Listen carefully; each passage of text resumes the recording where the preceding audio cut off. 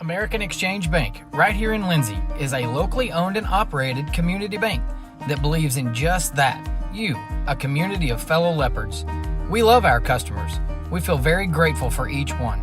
So if you are looking for a safe place to put your money, need help achieving that next dream project, or are simply looking for a different banking experience, give us a call at 405-756-3101. We look forward to serving you each day. Member FDIC and Equal Housing Lender. Hey, good evening, everyone. Welcome to Burford Field here on the campus of Lindsay High School. We get set for Week 10, the final regular season football game for the 2024-25 season. The Lindsay Leopards get set to take on the number one team in the state in Class 2A, the Washington Warriors, here on the home field. And senior night festivities will be coming up here momentarily. We'll get a little bit in here, but my name is Greg Peary, alongside my partner and broadcaster and all around a good guy, and does a really good job with this. Have I said enough stuff yet? Okay, That's too much. Andrew Lyon. And Andrew, it's moves the game to Thursday night instead of tomorrow night. Try to get ahead of the rain, because I think this wall of water coming in is going to be a bunch. And sounds like it. I literally just looked at the radar just before we went on the air, and there's some rain just west of us. It looks like it's going to skirt around us. Maybe we get this game in before the rain hits tonight, but a little windy, but a really nice night for football. Yeah, it's a nice evening back here at Burford Field. Happy to have a home game against the number ones, and it's going to be a fun game, a fun test, we hope. Looking forward to it. I am. I think did not get a chance to actually talk with Coach Henry this week for the coaches show because of the change in schedule last minute. Kind of messed up some schedule changes, and I did kind of go over last week's game, and we'll talk about that more after the senior night festivities. But a big win for the Leopards last week, 44-12 to come out with that win. It started out a little slow, but ended up with a big win. And I think when I had visited with Coach Embry the week before, I think he is kind of the same opinion. This is a very, very, very good Washington team. I do not want to take anything away from that. For sure. But maybe not the dominant team that they have been the last 2 years. I was talking with JD, our engineer over here running the live stream, JD Scruggs. We've got Kevin Scruggs, by the way, and Eric Aaron up top on the camera up top, Colton Harrell back at our studios. Make sure I get everybody introduced before we start here. But this is 39 games in a row that this Warrior team has won. They were 15-0 the last two seasons. The last time they lost a game was when they lost to Marlowe in the championship game, December 11th of 2021. So this is a really good team. I just don't know. You know, Marlowe took them to overtime earlier this season and played them close. So I think yes, this is a real litmus test for where the Leopards are at. And yet at the same time, I think we've probably got some injuries. We've got some people that aren't going to play tonight. I think Washington's going to have some people that don't play tonight. So this could be an interesting game. Yeah, for sure. And you said it. They are a very, very talented team. Very talented. No doubt about that. We can argue whether they're as dominant as they have been in the past, but they come in here number one. They've earned the number one, and we're going to have to treat them as such, and it's going to be tough. So the Leopards are going to have to be on point tonight. I think we can make a ball game out of it, and we'll see what happens.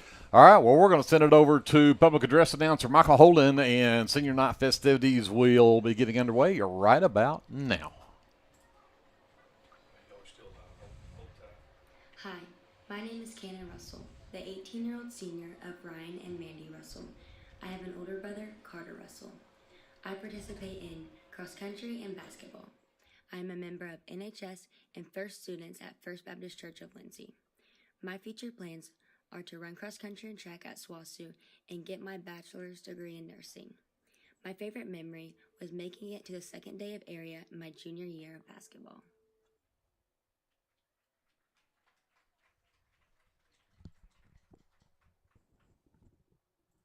Hi, my name is Leslie Wilmot. I am the 17-year-old senior of Robbie and Jennifer Wilmot. I have two older brothers, Hunter and Frank, and I participate in softball and basketball at Lindsay. I am a member of NHS, JOM, and attend Abundant Love Fellowship in Maysville. My future plans are to go to college and hope I find something that interests me. My favorite Leopard memory is going to state and getting to finish out my softball career with a great team.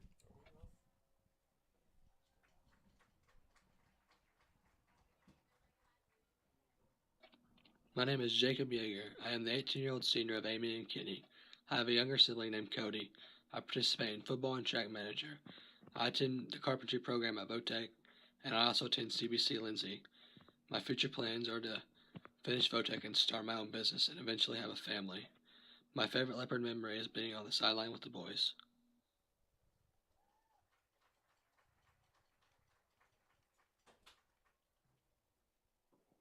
My name is Cameron King. I'm the 17-year-old senior of Stephen and Carol King. My siblings are Taylor, Ethan, and Janley King. I participate in football, baseball, and basketball. I'm a member of SOS and Banner Baptist Church. My future plans are to go to college and get my business degree. My favorite Leopard memory is watching Brian Sanchez sing Peaches in the talent show.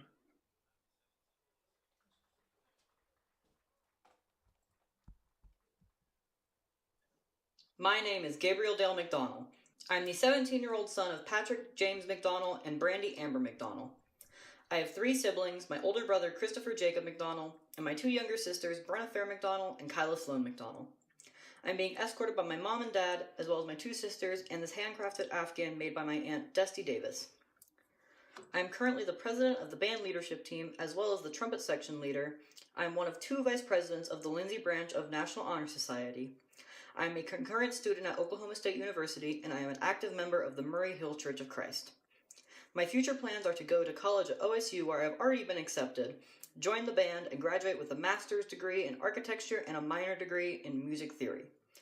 I then plan on moving out on my own and starting a family and doing music as a hobby. My favorite Leopard memory is from a few weeks ago, when the band got a superior rating at the OSSAA Regional Marching Contest and getting to enjoy all the excitement with my friends and my sister. Thank you, Lindsay Schools, and go Leopards.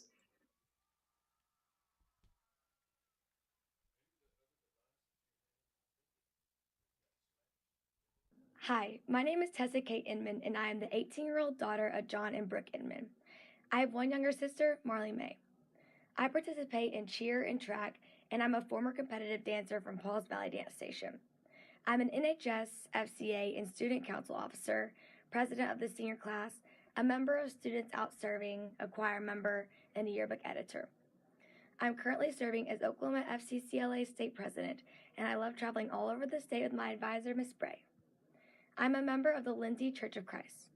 I'm unsure of my future plans, but I hope to either become a broadcast meteorologist or a family and consumer sciences educator. Either way, I know I want to start a family and raise kids who love the Lord. My favorite Leopard memory is karaokeing on the bus on the way to competition and then winning a state championship.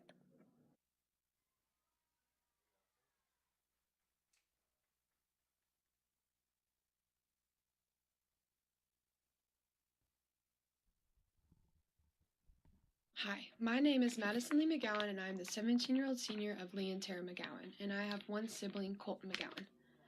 I participate in fast pitch and slow pitch softball and basketball, and I am a member of NHS, FFA, 4-H, SOS, and Gifted and Talented, and I attend youth at FBC. My future plans after high school is to attend Austin College to play softball and earn my master's degree in education. My favorite Leopardette memory is when we made it to state for the first time my sophomore year and our student section sang the national anthem.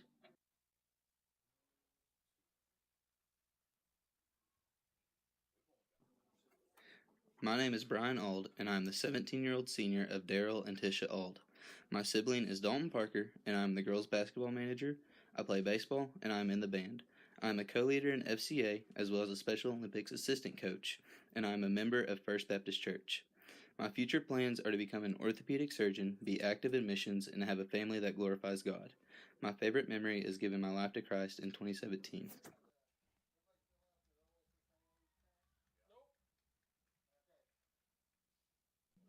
My name is Dalton Parker. I am the 18-year-old senior of Todd and Jessica Parker. My siblings are Lucas Parker, Darren Parker, and Brian Auld. I'm in the band, academic team, and NHS. I'm a co-leader of FCA, as well as a Special Olympics assistant coach. I am a member of Calvary Baptist Church and am the worship team drummer. I plan to get my accounting degree, along with CPA certification, and hopefully one day take over my dad's business. My favorite Leopard memory is beating Connor Welsh at Connect 4 in Miss Wilson's class.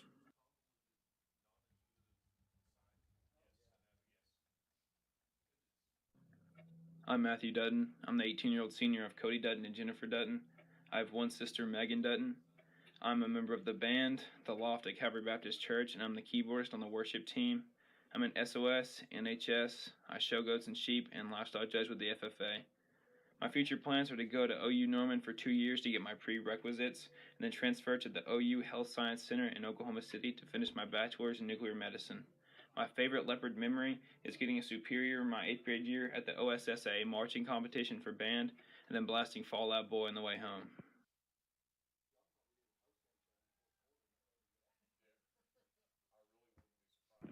Hi, my name is Erica Renee Medillin. I'm the 17-year-old daughter of Eric and Amanda Medillin. My siblings are Ava and Benjamin Medillin. Sports that I participated in is softball and cross country. I have participated in 4-H and FFA, and I attend the Cox City Baptist Church, where I am a preschool class minister. My future plans is to attend OSU OKC and OSU Stillwater to become a veterinarian to fulfill my mother's dreams. My favorite memory is making it to stay in softball and cross country.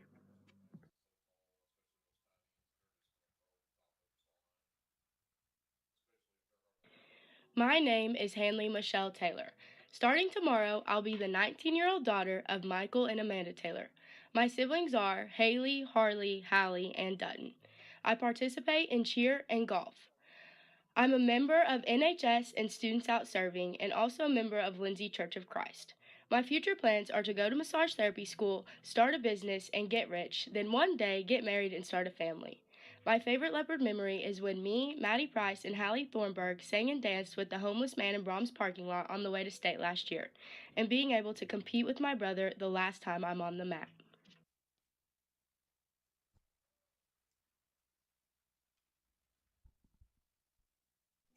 Hi, my name is Daphne Klein, and I am an 18-year-old senior and middle of 5 siblings.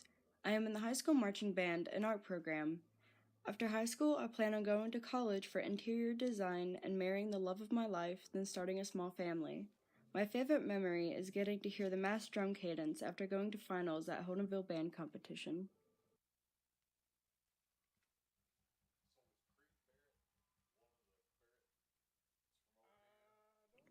Hi, my name is Lily Renee Dotson. I'm the 18-year-old daughter of Nick and Tracy Dotson. I have one sibling, Addison Dotson. I'm a member of FCCLA, NHS, JOM, Oklahoma Indian Honor Society, and I also participate in fast pitch, slow pitch, and golf. My future plans is to attend North Central Texas College to play softball and get my business degree. I also hope to start a family and coach a softball team of my own. My favorite leopard memory is making it to state 3 years in a row and playing with my little sister my last season of fast pitch for Lindsay.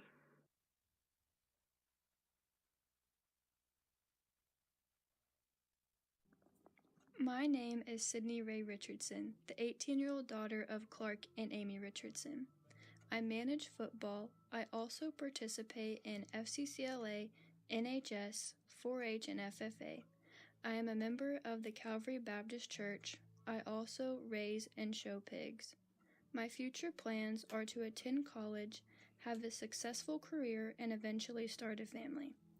My favorite leopard memory is traveling with the Lindsay Ag chapter.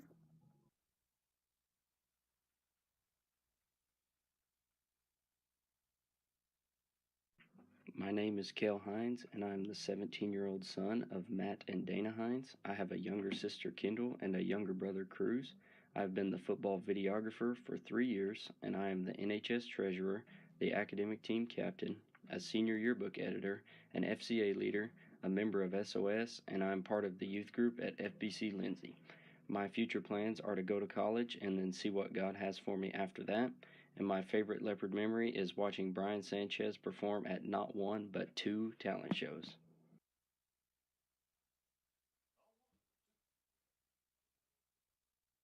Hi, my name is Hallie Hope Harris. I'm the 18-year-old senior of Hunter and Andrea Harris.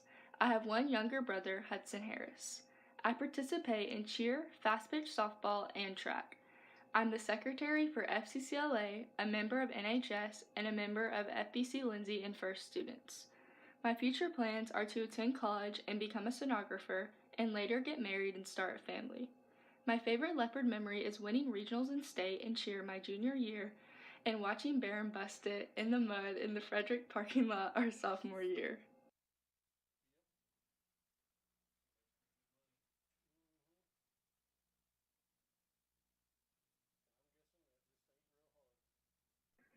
Hi, my name is JC Lou Martin, and I am the 18-year-old senior of Todd and Julie Martin.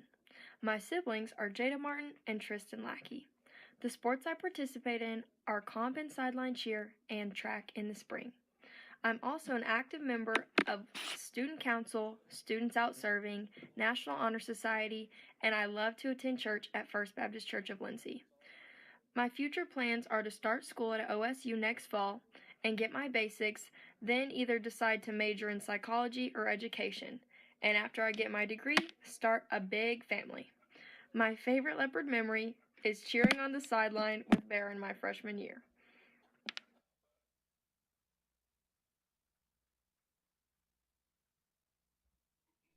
My name is Madison Jade Price. I'm the 18-year-old senior of Amber and Lawson Petty and Chad Price. I have two brothers, Carter Price and Braxton Petty. I'm a member of the cheer team, NHS, and FCA.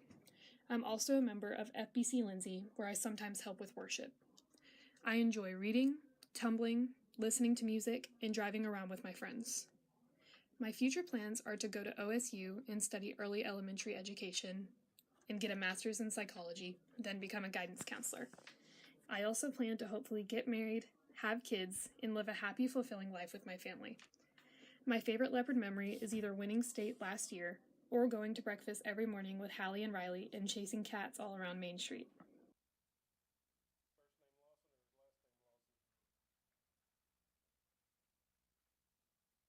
Hi, my name is Barron Jade Cruz.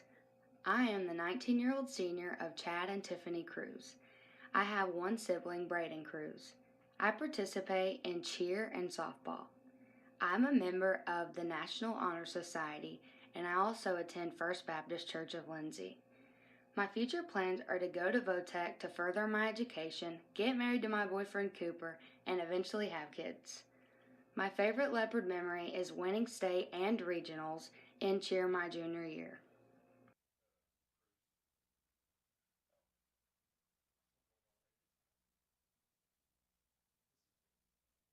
Hi, my name is Briley Wood. I'm the 18-year-old daughter of Dane and April Wood. I have two siblings, Blaine and Bristol. I play fast-pitch softball. I am an FFA officer and an FCA leader, and I am a member of NHS, Student Council, and Abundant Love Youth Group. My future plans are to go to college and major in something ag-related. My favorite leopard memory is going to state with my best friends.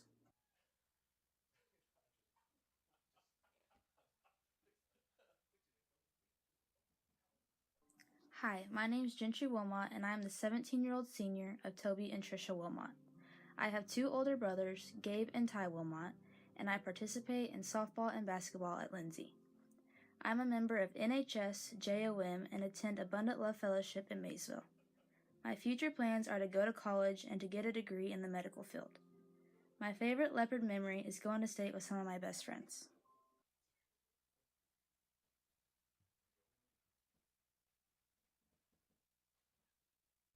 Hi, my name is Melvin McDonald. I'm an 18-year-old senior. My parents are Keisha Trammell, Adam Ramage, Teresa Ramage. My siblings are Aiden Ramage, Elisa Trammell. I play football, baseball, and track. I attend Mid-America for Diesel Tech, and I attend Better Life Church. My future plans are going to work at a diesel shop after graduation. My favorite leopard memory is playing football with the boys. All right, I'm fixing to turn our mics back on, so don't say nothing.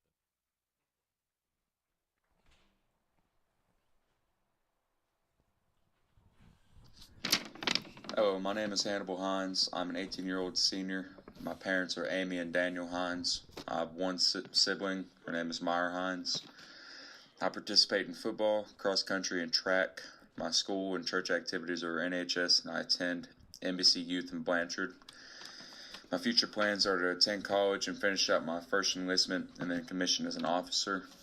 And my favorite memory is going to play Guitar Hero with Tommy before games and going home for my concurrent hour and drinking coffee with my mom.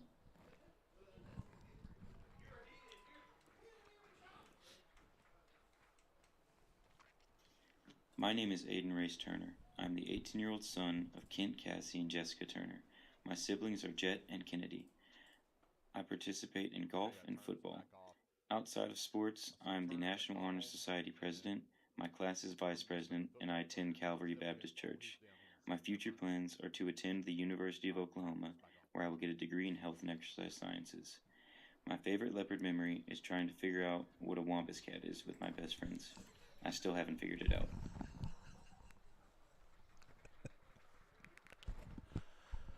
Ladies and gentlemen, please give a round of applause for your sport and activity seniors from the class of 2025. We're thankful for all that they've done for Lindsay Schools, and we're looking forward to finishing out this year with them. Thank you.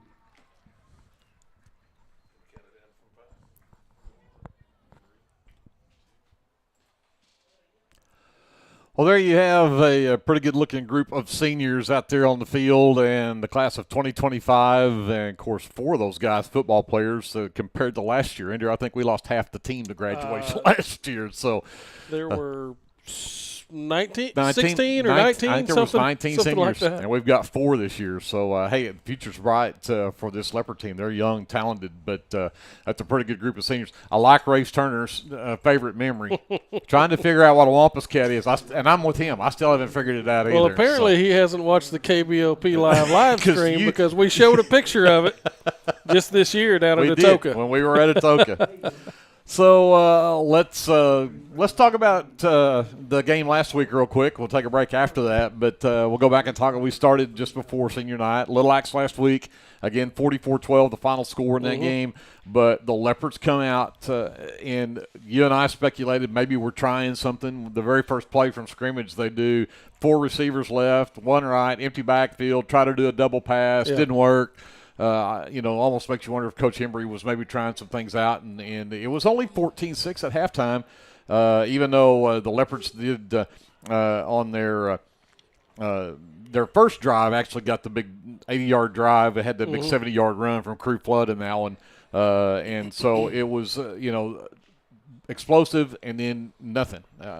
Just 14-6 at halftime, but they come out and score on their first 3 possessions. Riker McCullough gets an interception the very first defensive possession that Little Axe had. I wanted to ask Coach Henry, what did you say at halftime? Because it worked, whatever it was. Right. You need to say it before the game starts. But, again, a big game for the Leopards, running 395 yards on the ground, 34 rush plays. Had 170 yards on 13 carries for Dutton Taylor. He had a 70-yard touchdown. He had a 5-yard touchdown. You had 144 yards on 9 carries. 144 yards, just 9 carries for Crew Flood. He had 2 touchdowns himself, 11 yards and 12 yards. Tug Fott ends up with 4 carries, 29 yards. He had a 1-yard touchdown run. And then Aiden Beck had a 28-yard touchdown catch in there as well.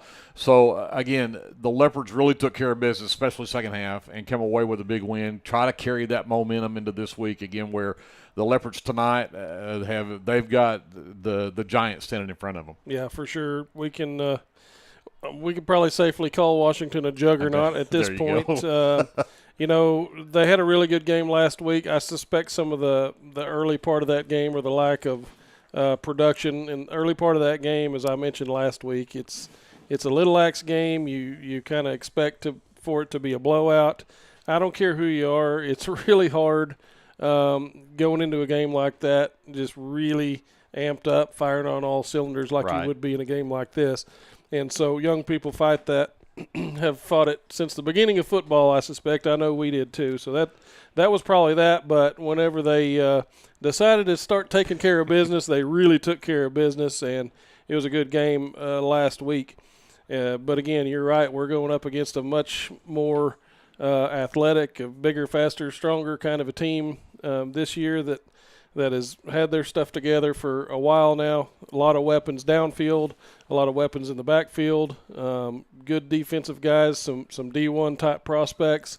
I don't want to paint a grim picture for the Leopards. I think they know There's no doubt in their mind they know that they're going to have to come out and execute very well, be disciplined, and play the best game of their lives probably to come out a winner tonight. Well, and I think that's it, is you know that you're going to have to come out here and play a flawless game. Mm-hmm. You're going to have to play the best defensive game you've played all year. You're going to have to be on offense like you've never been all year. And I think you're right. They know that. And all they can do is come out here and play their best. And as long as they do that, what's on the scoreboard at the end really doesn't matter. And, again, even from a playoff standpoint, doesn't matter. The Leopards have sewed up third place. Washington has sewed up first place. So, this game for what's going to happen next week doesn't matter. There's some other games that do, but it's just got to make sure you go out and get your best football out there and do all you can, and that's all you can ask them to do. And again, I think we've heard there are some injuries on Washington's side. I know we've got some guys out on the Leopard side as well, and depending on how this thing goes, we may see the coaches go, hey, I'm not risking getting my best players hurt because next week's when it starts to matter. So this game could take on all kinds of stuff. But you look at this Washington team, again, they come in 9-0 this season.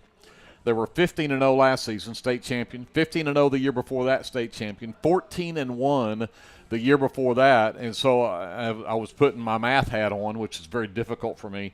But if you look at the last 3 seasons and then add this season into it, they are 53-1 in the last 54 games. Wow. So their last loss was December 11th of 2021, and that was when Marlowe beat them in the state championship game. Marlowe took them to overtime this season. I think Washington was ahead 28-14 at halftime of that ball game, and Marlowe comes back in the second half and makes things happen and gets some breaks and does something with those breaks, and they end up tying that game and send it to overtime, tied at 28. Now, Washington ended up getting the ball first. They scored the touchdown the first trip of overtime, and Marlowe can't answer. They end up losing in overtime. Sulphur, which is one of the non-conference games that Washington played, took Washington to overtime, and Washington beat them by 3 in overtime. But it's, of course, Sulphur's top 5 in Class 3A now. You know, so that's how good Sulphur is, but that also tells you how good Washington is. So, yeah, they are 9-0 this season. They beat Crossings last week, 42-21. Leopards come up with a big win last week as well. So both these teams coming in here looking to finish the regular season on a high note, and then let's go ready to go play some playoffs next week. Yeah, for sure. And all that being said, I think that the Leopards have opportunities to have some success against Washington. They've really made us look bad last year. But I think the Leopards have been playing well enough that I feel like we could put some points up on them. We see that Crossings Christian put up 21 on them last week, and it was a little bit of a ball game there in the first half. Washington, took over in the second, and it was a pretty substantial defeat there. But Crossings played a football game against them. We played Crossings week before. We played a really good football game against them.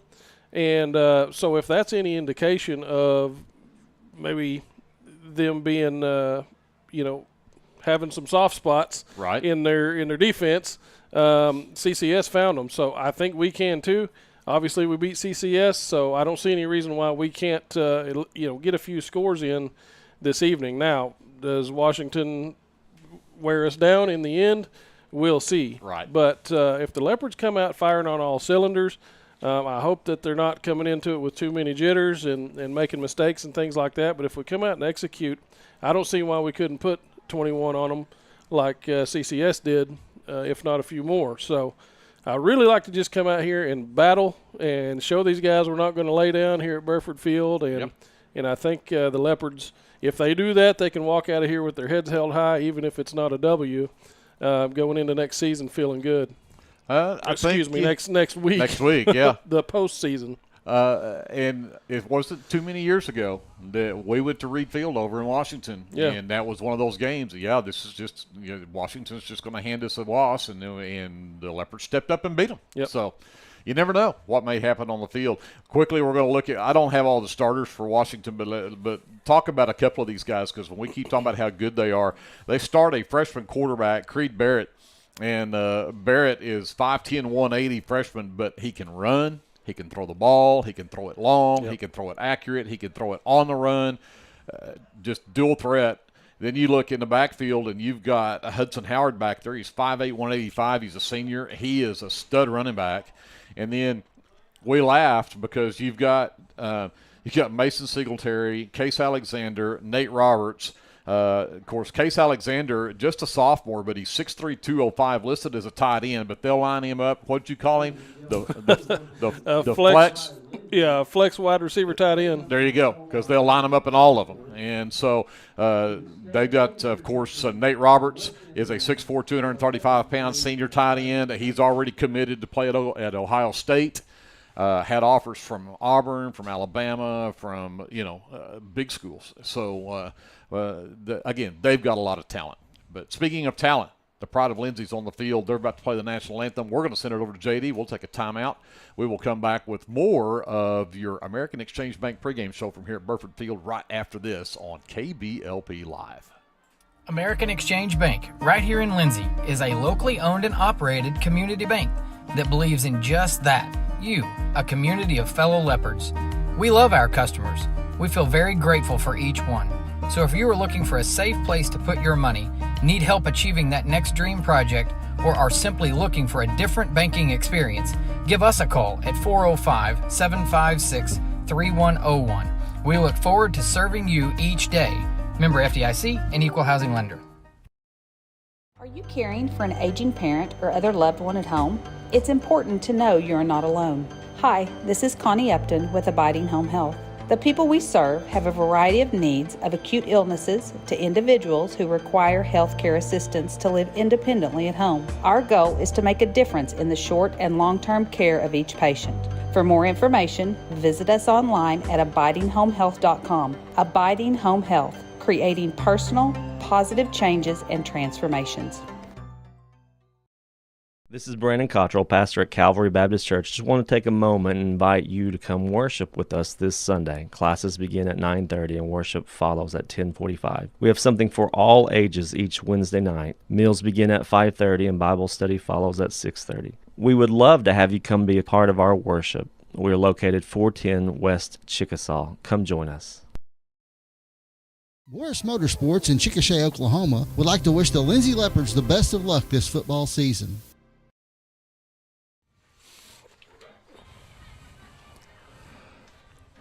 We're back here at Burford Field. We got about 10 minutes before kickoff here at Lindsay, between the Lindsay Leopards, the Washington Warriors. We talked a little bit about the Washington offense and what we expect out of them. Of course, again, they're big, they're strong, they're fast. Leopards are going to really have their work cut out for them to stay up with them. But let's go ahead and talk about the Leopard starters tonight. All right. And see what we think. Again, we're kind of guessing at this because we did not get to visit with Coach Embry. But we'll start with the offensive line up front, and probably the first change we're going to see up there starts right in the middle of that line. Maxon Simonton out. He's had knee injuries this season, has been struggling with that, and so he will be out tonight. And number 64, Quade Robbins. And I didn't get Quade's yeah, he is a sophomore. Quade is I get it right here, 6 foot 310-pound sophomore. I should have written that down, and I didn't. I started that, and I didn't get all finished up there. But Quade will start at center tonight for the Leopards. Then over on the left side at guard, number 77, Dennis DeGaring. He's a 6'4", 290-pound junior. Over at left tackle, number 75, Caleb Snow, 6'1", 240-pound junior. On the right side at guard will be number 54, Scott Jones. He's a 6'2", 205-pound sophomore. At right tackle is number 50, Caven Hunter, 5'11", 190-pound junior. Go back to the skill positions, and we'll start at the quarterback. Number 3 is Isaac Cameron. He's a 6'1", 178-pound sophomore. At running back is number 16, Crew Flood. He is a 5'11", 160-pound freshman. Go to the wideouts, and number 2, Dutton Taylor, the 6 foot 190-pound junior. Number 12 is Will Lawrence. He's a 5'11", 190-pound sophomore. Number 21 is Melvin McDonald, 6'3", 172-pound senior. And number 22 is Riker McCauley. He's a 5'9", 141-pound freshman back there as a wide receiver as well. Flip over to the defense, and we'll start with those big guys up front of this 3-4 defense of the Leopards. And right in the middle is number 53, Keegan Gibson. He's a 6'1", 210-pound junior. On one end will be number 8, Gus Torres, 6'3", 250-pound junior. On the other end is number 75, Caleb Snow. He's a 6'1", 240-pound junior. The linebacker, all but one start on offense. Melvin McDonald, Dutton Taylor, Crew Flood, all in that linebacking crew, along with number 6, Tug Fott. Fott is a 6'2", 220-pound junior. We'll see Fott come in as a wide receiver on offense as well.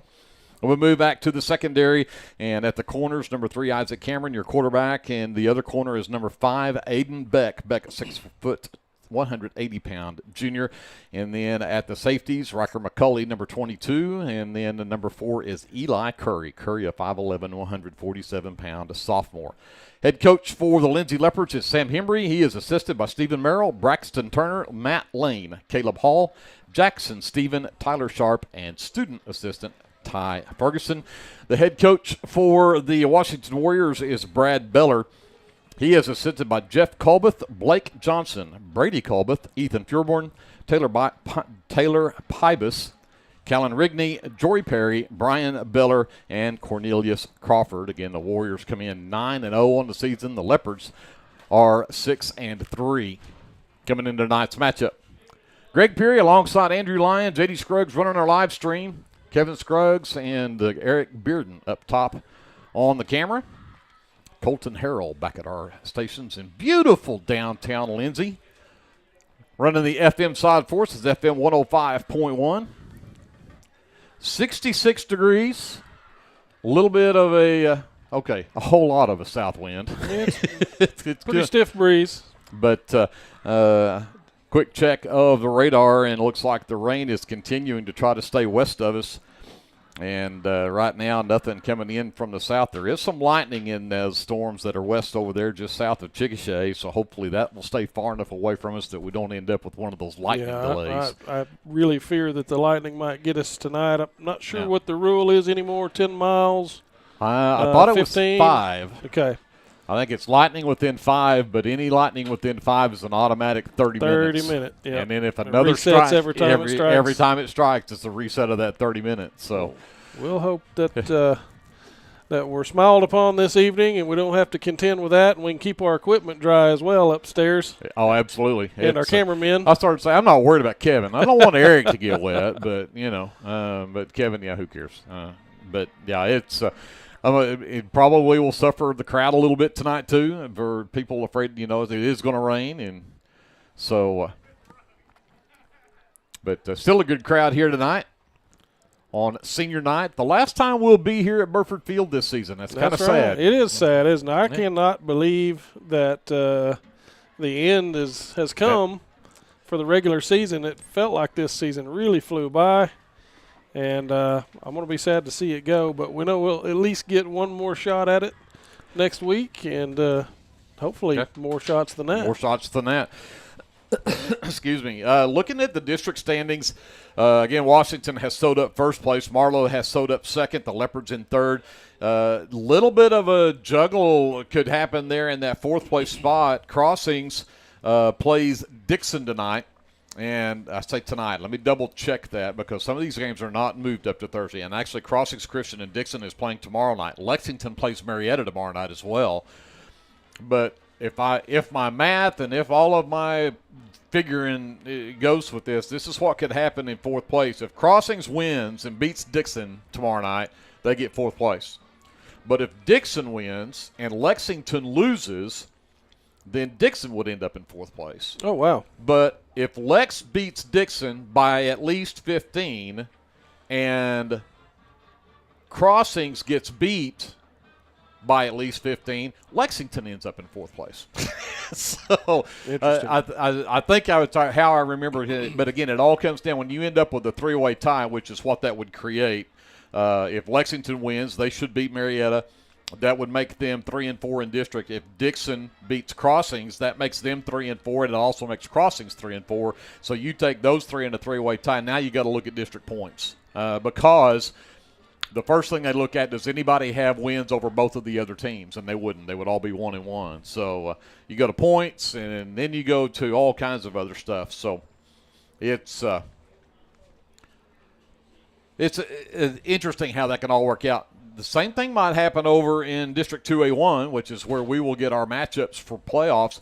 Millwood right now sits in first place, and they've got a 8-1 record, but they play Perry tonight. Perry's in third place, and again, unsure of what actually is going on Millwood. We talk about an injury, maybe a quarterback that's out for them.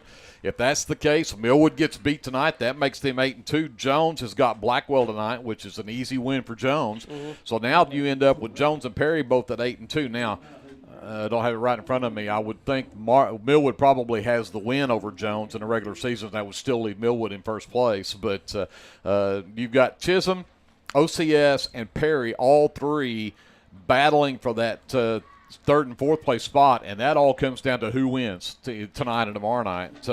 And so we'll have to check those games tonight. Again, a bunch of games are playing tonight. In fact, let's run them down real quick while we watch the guys head out for the coin toss at center field. And we'll start with Blanchard, number 4 in the state in Class 4A. They are hosting Chickasha tonight. Blanchard should finish in second place behind Tuttle, their district. They'll probably host Clinton next week for their first-round playoff. Bridge Creek plays tomorrow night, but they have the number 6 Weatherford, and Bridge Creek likely will not make the playoffs next week at all. Number 7, Pauls Valley, is hosting Purcell tonight, and Pauls Valley, if they win and Kingfisher loses, they'll get third. If Kingfisher wins, they'll probably end up in fourth. But Pauls Valley and Purcell will play tomorrow night. Down in Class 2A, Dibble hosting Beggs tomorrow night. Dibble likely out of playoff contention. We've already kind of talked about Lexington and their deals with Crossings and Dixon in both of those games. Lexington, Marietta, Crossings, and Dixon both play tomorrow night. And then we go to number 5, Marlowe is hosting Little Axe, and then, of course, Washington and Lindsay here tonight for Class 2A, and we'll check some of those other areas from 2A1 as well. Out in Class A, number 7, Velma is hosting Elmore City Purnell tonight, and Conowall hosting Wayne tomorrow night. Both Elmore City and Wayne are both out of playoff picture, so that will not their seasons will both end this week. Number 1, Weleeka at number 9, number 9, Ellick at number 1, Weleeka. That game tomorrow night. And Ellick should still make playoffs, probably be in third place, be on the road next week. But that's going to be that'll be an interesting game with number 9 Ellick down or over at number 1 Weleeka, and then number 5 Maysville on the road at Bowlegs tomorrow night. And Maysville should finish first in their district, so they are expected to probably make a pretty deep run in the playoffs over there in Maysville. So we'll check on those games coming up here at halftime and kind of keep you up to date on what those look like and the ramifications of those wins and losses. So, Andrew, I think, was paying attention to what happened with the coin toss. What's going on there? Lindsay won the coin toss, deferred, and Washington elected to receive and defend the east goal. So, Leopards will be on the west side, Washington on the east. So, Leopards will move right to left on your radio dial. Glad you're with us tonight here for this broadcast of Lindsay Leopard football presented by the American Exchange Bank here in Lindsay.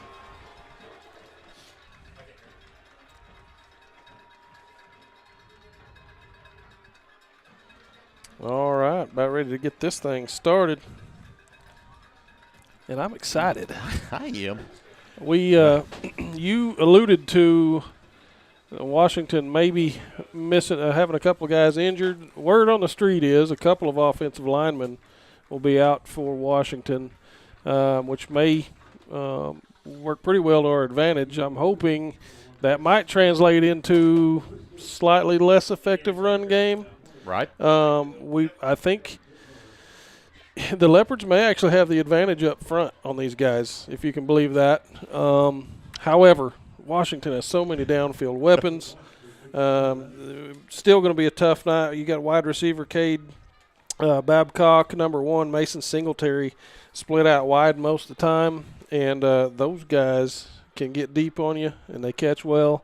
And they can also chunk defensive backs. They So can. they're pretty tough guys.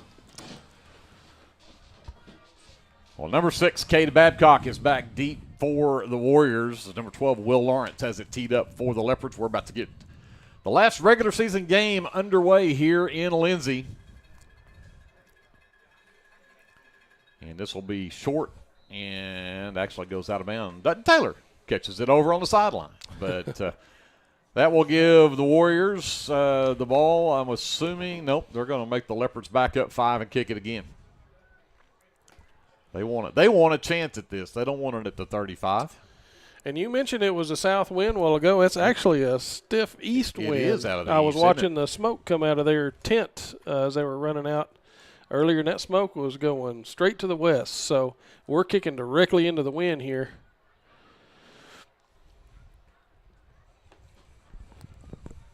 So Lawrence will try it again, see if we can keep this one in bounds.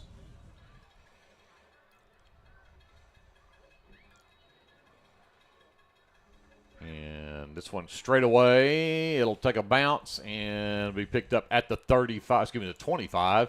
Still looking for blockers, and Babcock, you'll get wrapped up and drop shy of the 35. And the ball's loose, and the Leopards got it. Got it! That's a way to start a football game. Tug Thought recovers the fumble, and the Leopards are in business. There we go. Melvin McDonald, I think, wrapped him up first. And I believe it was Melvin that actually knocked that ball loose. So great job by that young man. So Leopard offense at the Warrior 32-yard line to get things underway. Boy, if that don't put a little wind in your sails, I don't know what will. And let's hope that they can capitalize on this now. Twins right, Twins left. Now they'll shift, go to a 2 tight end look. Taylor in the backfield. Slot right. Cameron under center. Gives it to Taylor, looking for a hole, and just not much there. Might have got a yard out of that.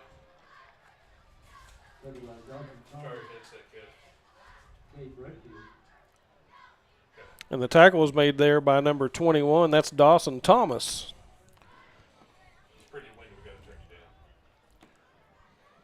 So still, call it 2nd and 10. No gain on the play there at the 32.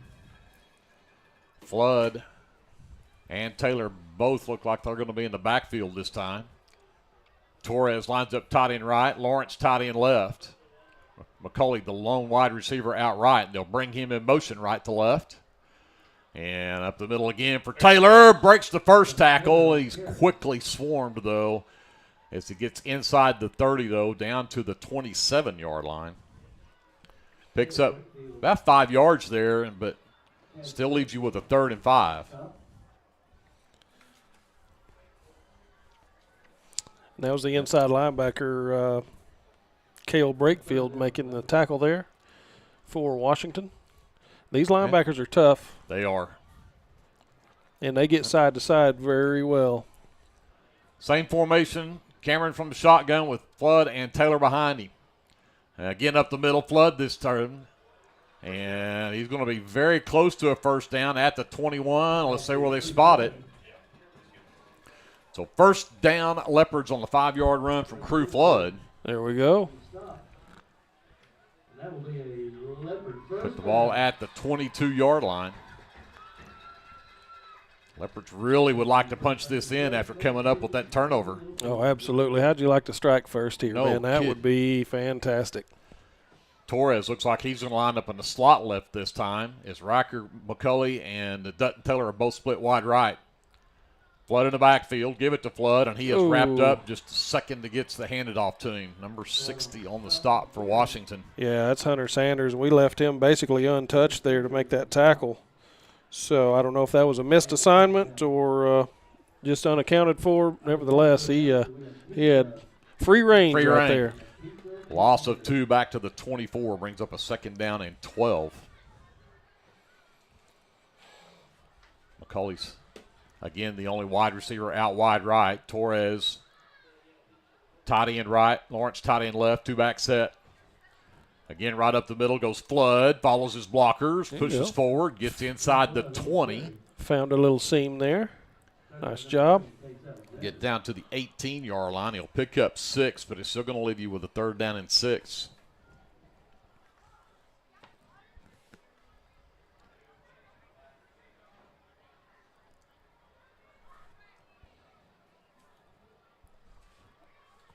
Leopards looking like they're going to stay with that 2 tight end look, keeping the extra blockers in. McCauley goes wide right. Flood and Taylor in the backfield. Cameron between them in the shotgun. We've got flags before and false start. Had the linebacker running up at the line and caused one of the Leopards to flinch. And so now your 3rd and 6 is 3rd and 11, moves the ball back to the 23-yard line. Yeah, that's one thing we cannot afford to do tonight is have a bunch of penalties. I know everybody out there's got the jitters, and hopefully they'll settle in here in just a little bit and not have any of the, well, I don't want to say a bad word, but silly mistakes, unnecessary mistakes. There you go. McCauley now lines up slot left. Under center, Cameron, 2 backs. And going to roll out, looking. He's got a man in the flat, and it's picked off. Picked off. Threw that in between 2 receivers over there, and I believe number 12 came up with that interception. No, 21. That was 21. Did. And they'll have it at the Warrior 12-yard line. So the Leopards had a chance, but turned the ball over and give it back to the Warriors with 8:06 left to go here in the first quarter. And the Warriors will have 1st and 10, but they're on 12. The Leopards have them at least pinned deep. And we'll see the freshman quarterback, Barrett. 2 tight ends, single wide receiver, single back set. And Howard over that left side, and he'll get across the 15, looks like to the 17-yard line, a pickup of 5 yards. 2nd down and 5. Crew Flood with the tackle there to start the night.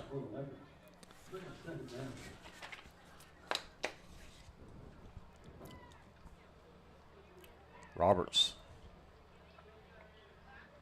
and Alexander both there in the slot right. Howard from the shotgun looking for the slant. Pass is tipped and then knocked down. Great job of knocking that one out of the air. Yeah, great defense right there. And I couldn't tell who got the hand on it. Was it McDonald? Melvin McDonald. Wanted Babcock on that slant. He was one-on-one over there with Cameron. Tipped at the line. Otherwise, that might have been a catch.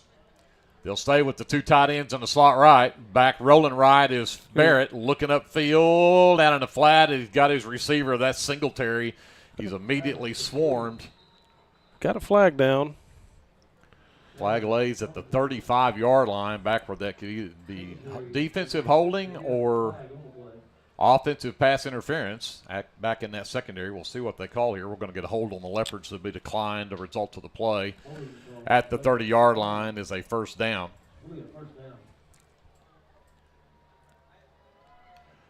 And actually at the 29, so that's a 12-yard reception for Singletary. 1st and 10 Warriors. Now they'll go 2 wide left, single wide receiver right. Roberts is the lone tight end. And Howard right up the middle. Nope, faked me out. Now he's got Roberts. Good tackle. Great tackle over there, open field as Roberts had the reception and gets out to the 35-yard line. Pickup of 6 on the reception. And that was Melvin McDonald making the stop right there. And I talked to you off air, about the need for us to tackle well. Yes. Where CCS messed up a lot of times is not getting these guys tackled on first contact. Howard right up the middle looking for a hole, and he's tackled after a short gain close to a 1st down. And they're going to give it to him, though, at the 40-yard line. So 4 yards on that run for Hudson Howard. 1st and 10 Warriors, now they're on 40. Howard again, the lone setback. 2 slots, a wide receiver either side from the shotgun. Barrett rolls left on the quarterback keeper, and a missed tackle. That goes back to that tackling good. Had him back there for a short gain, and he got through And he ends up out of bounds on the far side of the field. And let's see where they mark him out. Looks like, oh, that's a good spot out to the 46-yard line. It's a 6-yard scramble for Creed Barrett. 2nd down and 4. Trips right this time. Single receiver left from the pistol. Barrett keeps it himself, looking upfield, and he's got the slot. That's Alexander on the reception, and he'll have a 1st down in Leopard territory at the 42-yard line.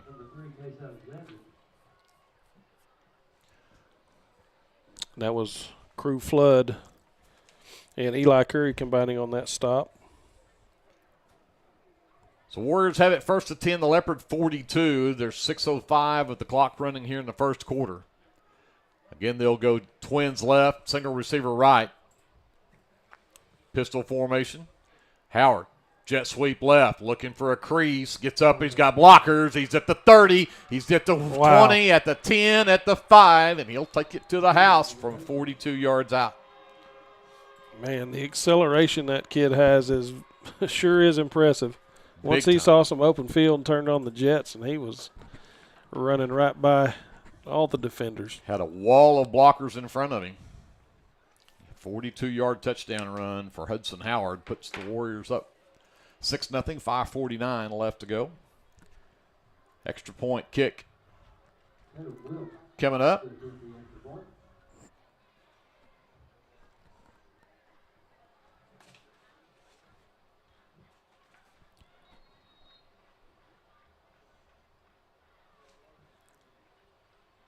Snap, good hold, kick on the way. Looks good from here, and it is. That is a Tatum Wilk on the kick. 5:49 left in the first quarter. The Warriors stop the Leopards after turning it over. The Leopards turn it over and then give up a long drive of 88 yards in 8 plays to take 7-0 lead for the Warriors. We'll take a timeout. We're back with more live coverage of Leopard football brought to you by the American Exchange Bank right here on KBLP Live. Tonight's football broadcast is brought to you in part by the City of Lindsay, proud supporters of Lindsay Leopard football and all student endeavors at Lindsay Public Schools. Keep up with local information and events at cityoflindsay.com, which now offers easy online bill pay. Good luck to the Leopards this football season from the City of Lindsay. Clements Insurance provides insurance coverage to best suit your needs. We offer auto, home, farm, life, and business policies. Come by 109 West Chickasaw or call 405-756-2253. Clements Insurance is carrying on the tradition to satisfy you. So come see me, Keith, or Beth. Go Lindsay.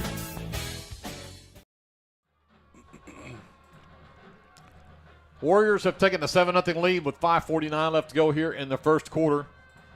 Cade Babcock will tee it up for the Warriors. Dutton Taylor is back deep for the Leopards.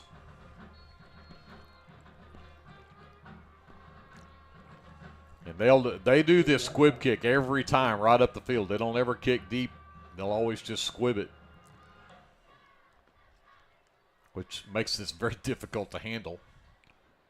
And it will be Taylor at the 25, and he had to just fall on. Tried to scoop it up and run with it. I think you jinxed him there.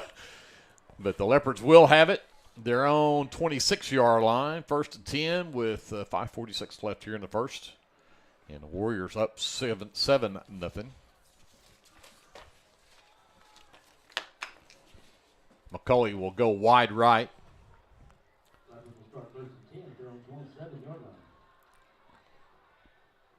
Torres will be in the slot left. Flood in the backfield with Cameron from the shotgun. Twins left. Calls for it. Right up the middle, Flood. Good push. He got across the 30 to the 32-yard line. Pickup of 6 on 1st down. Sure helps your 2nd down options here. You bet.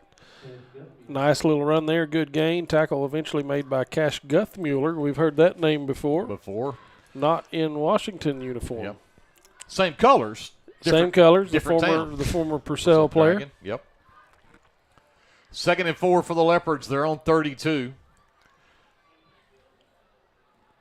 Lawrence and Taylor are split left. Torres is in the slot left. Riker McCulley, the lone receiver, right. They show pressure. They bring it. Flood breaks through, and he will get a couple of tough yards, but I think we do have a flag on the far side of the field. And I think he's pointing at the Leopards. But I still go back. If this is a false start, that's a dead ball. I don't know why they let the play happen if it's a false start. Blow it dead. So that should move the ball back to the 27-yard line and make it 2nd down and 9.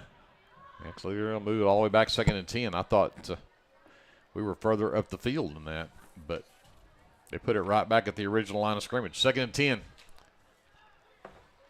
27-yard line. The option play. Taylor looking for somewhere to go, and there is nowhere to go. Maybe got a yard or two to the 29.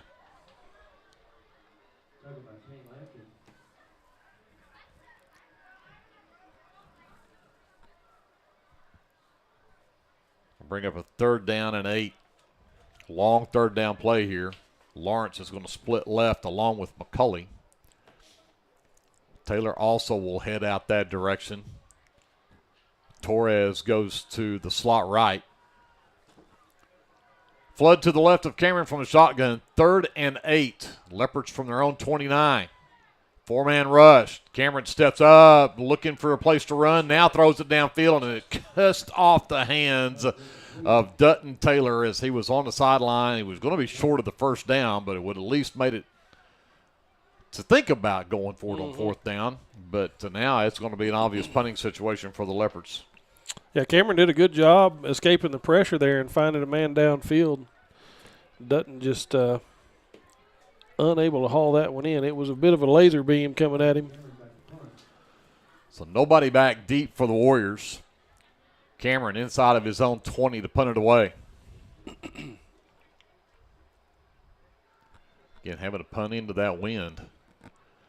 Nice high punt, but the wind's going to hold it up, and it'll take a bounce and roll for the Leopards down inside the 40 and down there by Crew Flood, and they'll mark it right at the 40-yard line. 3:56 left here in the first quarter. It is 7-0 Warriors, and they'll have the ball their own 40 to start their 2nd series of the night. Greg Peary, Andrew Lyon here, bringing you the action from Burford Field in Lindsay. Last regular season game. As Creed Barrett brings the Warrior offense back on the field, they'll go trips left. Singletary is the lone receiver right. From the shotgun for Barrett with Howard in the backfield. Now they'll bring Alexander in motion.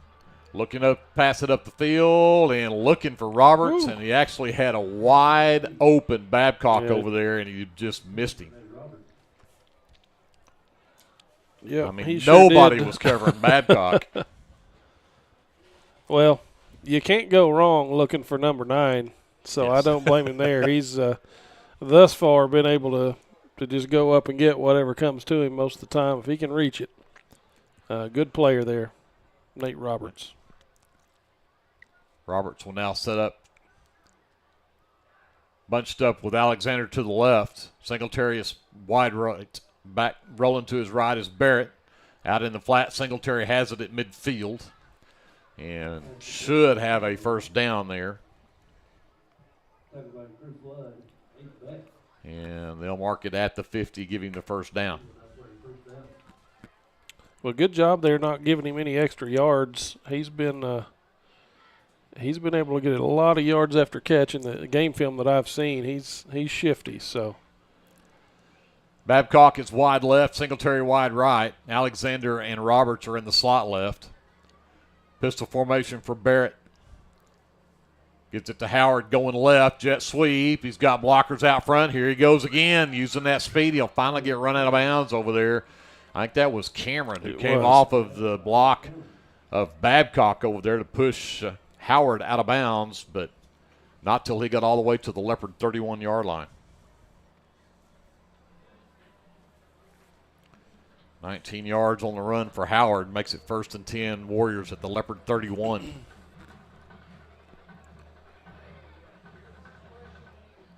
Single wide receiver either side. 2 tight ends to the right. Pistol formation. Looking to throw is Barrett. Now rolls left. And great job. I think that was Torres who finally tracked him down over there. Maybe. I think it was Torres. A nice job of not letting Barrett get to that edge over there. And I think he may have actually lost a yard back to the 32-yard line. 2nd down, 11. Correction, that was actually Gibson. Gibson on the stop. This time they will send to Roberts wide right along with Singletary. Up the left side goes Howard. Gets through the initial line. Brought down short of the 1st down, but he'll be close. Inside the 25 down to the 23-yard line. Picks up 9 to bring up a 3rd down and 2.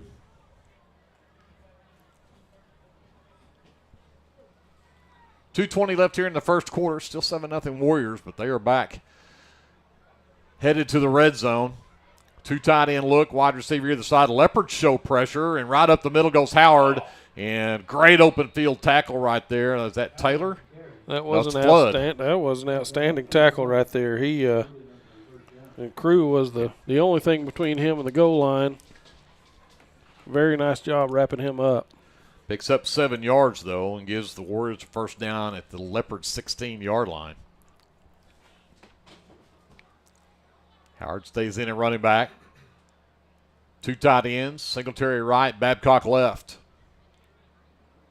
Howard looking to the right now, stops, cuts it back up inside, and right there to wrap him up was Snow. Caleb Snow, number 75. Got just across the 15 to the 14-yard line, so we'll pick up a 2. We'll make it 2nd down and 8.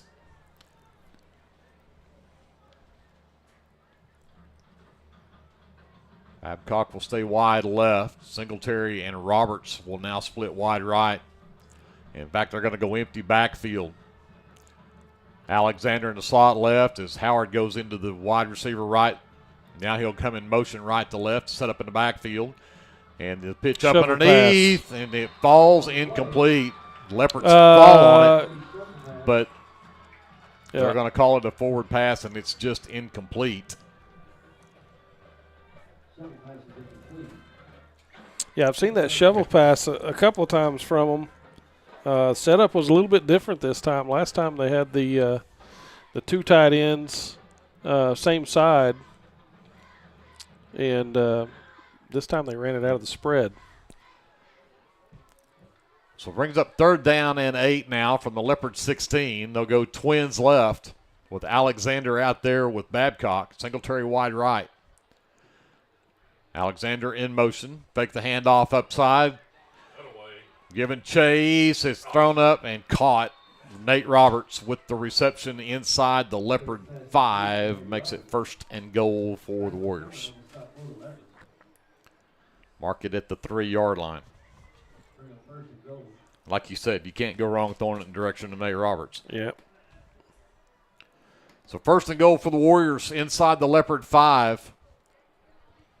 Pistol formation. Give it to Howard. Going left, and he'll be in standing up for the 2nd score of the night for the Warriors.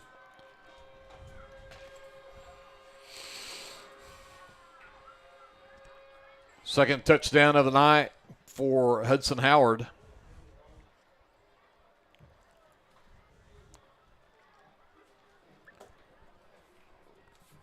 Tatum Wilk on for the extra point try. Out of the hold of Cash Guthmuller. Good snap. Good hold. Kick looks good from here, and it is. 45 seconds left to go.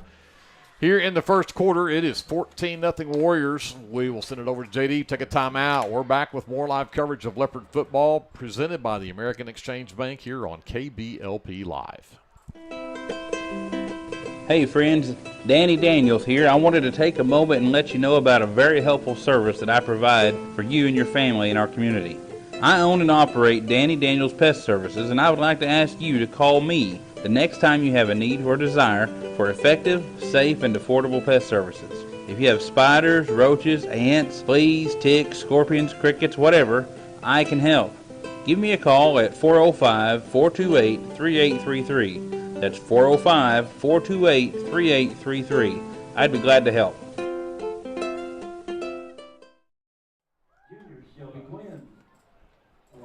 45 seconds left to go in the first quarter. It's 14-0 Leopards. Excuse me, 14-0 Warriors over the Leopards. I'm wishing here. Maybe that's the whole deal. I was wishing it was 14-0 Leopards.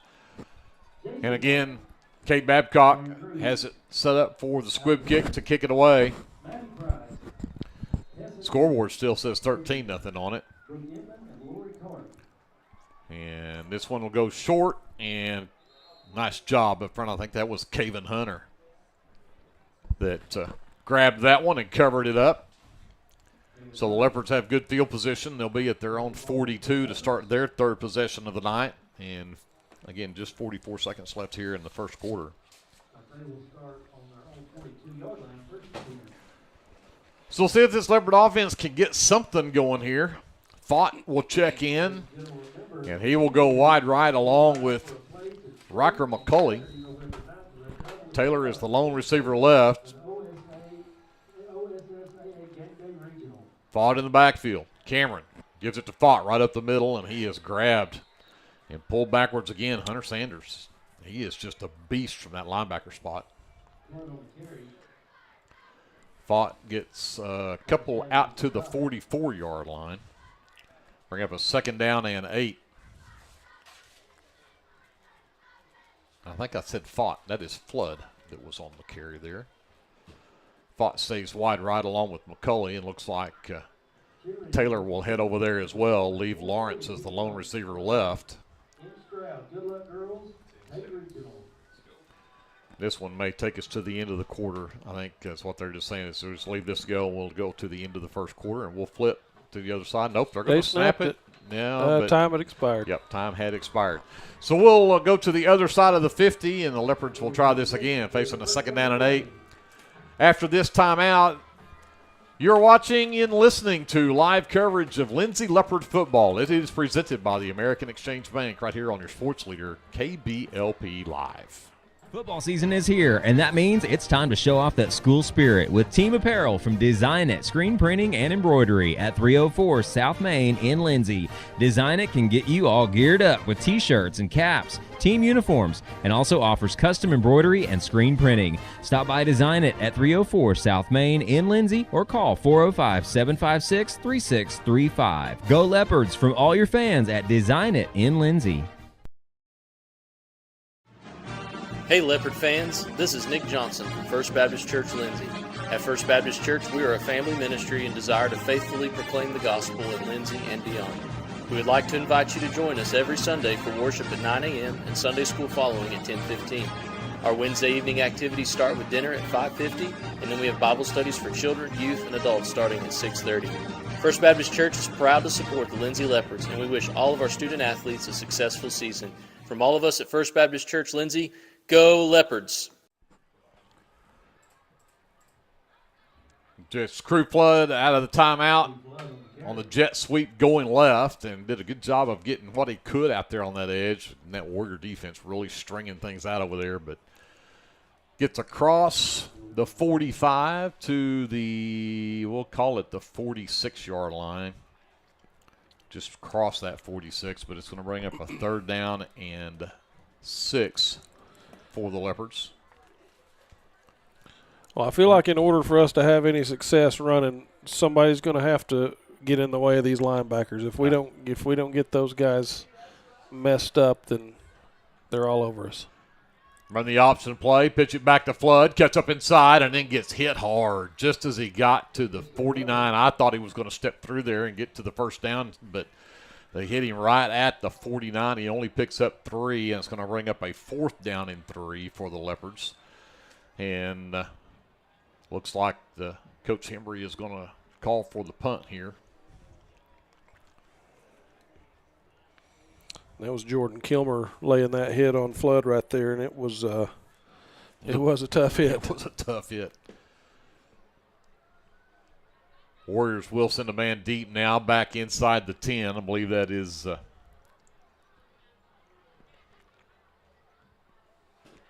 Thomas, and this one's high and short, and takes a nice good bounce. big bounce for the Leopards. It'll go inside the Warrior 10, and they'll down it at the 8.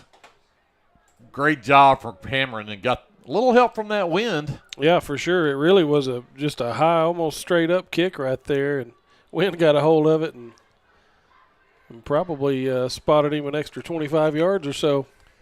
So the Warriors are 92 yards away from the end zone now. 1st and 10, their own 8-yard line. We're just over a minute and a half into this second quarter. Creed Barrett will bring the offense back out onto the field, and the Babcock will split left. Singletary splits right.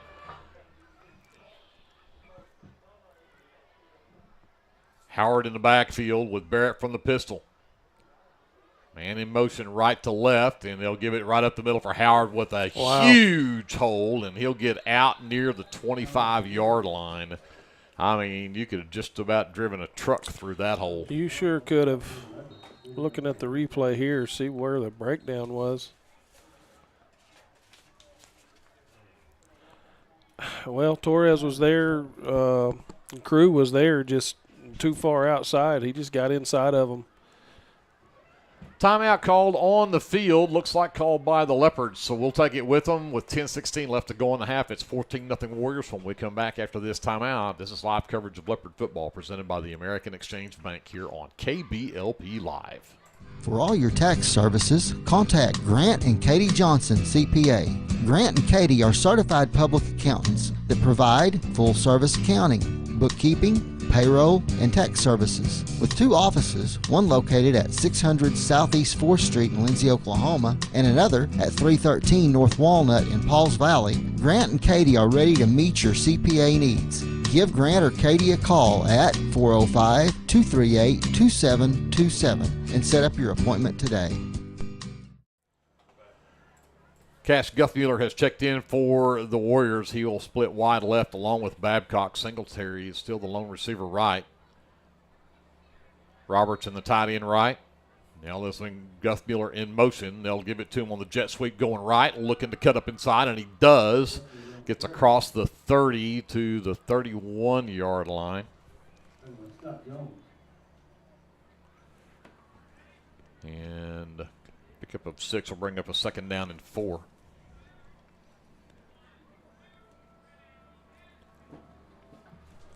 Scott Jones making the tackle there for the Leopards, by the way. Trips left, single receiver right, pistol formation for Barrett. Looking for the wide receiver screen. Guthmuller has it.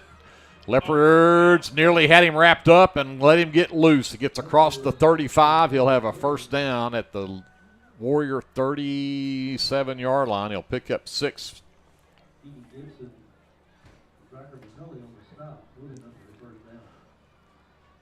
So 1st and 10 Warriors. They're on 37 now. Clock still runs, 9:20 left to go here in the first half. Guthmuller is wide right along with Singletary. Babcock will split wide left. Roberts is in the tight end right. Pistol formation again for Barrett. Howard, jet sweep right, looking to cut up inside. Flags fly, and there comes another flag. There should be a face mask coming right there. Yep. So this one may be offsetting here. I think you're going to have a hold on one side and a face mask on the other.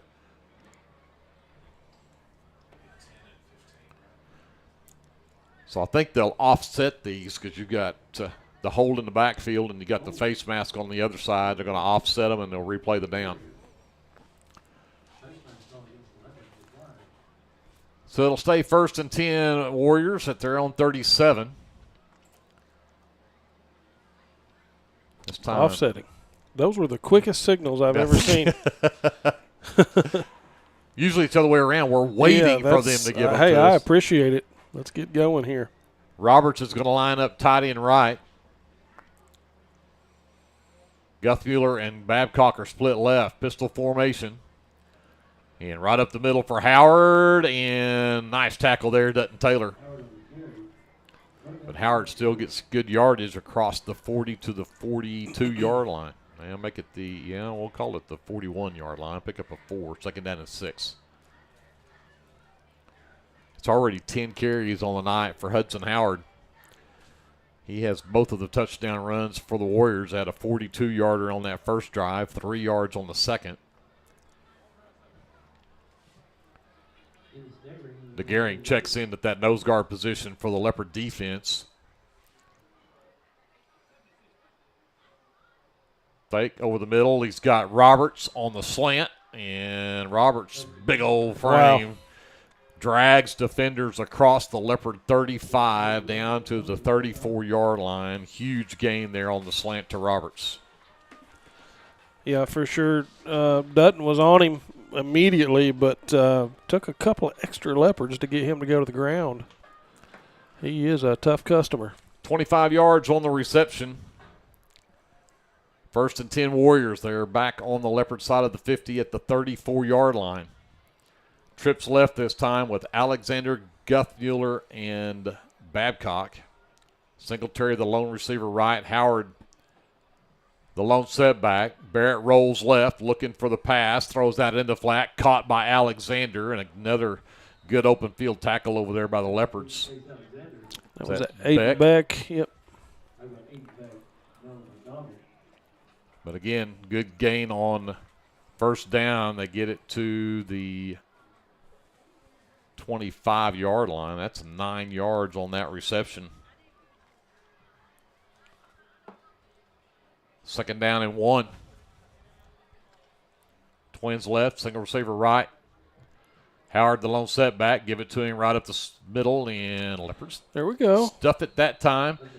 And I think they're going to give him the 24-yard line, which would probably be enough for the first down. And it is.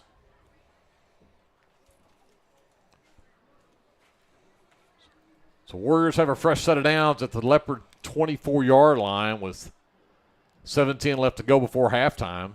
Warriors lead 14-0. They're going to go back to the trips right with Singletary, Roberts, and Guthmuller. Babcock will be the only receiver left from the pistol with Howard behind Barrett. Barrett calls for it. Howard, jet sweep right. Cuts up inside, but breaks a tackle and going to use his wheels, and he'll take it all the way to the end zone. We had him. 3rd touchdown run of the night for Hudson Howard. We had him right there at the line of scrimmage, just couldn't hang on, and away he went.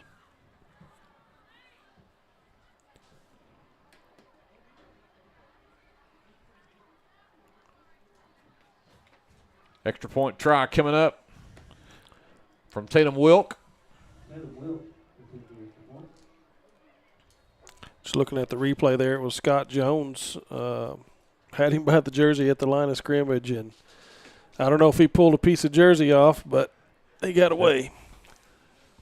Extra point from Wilk is good. 6:46 left to go before halftime. The Warriors in control. They're up 21-0 on the Leopards.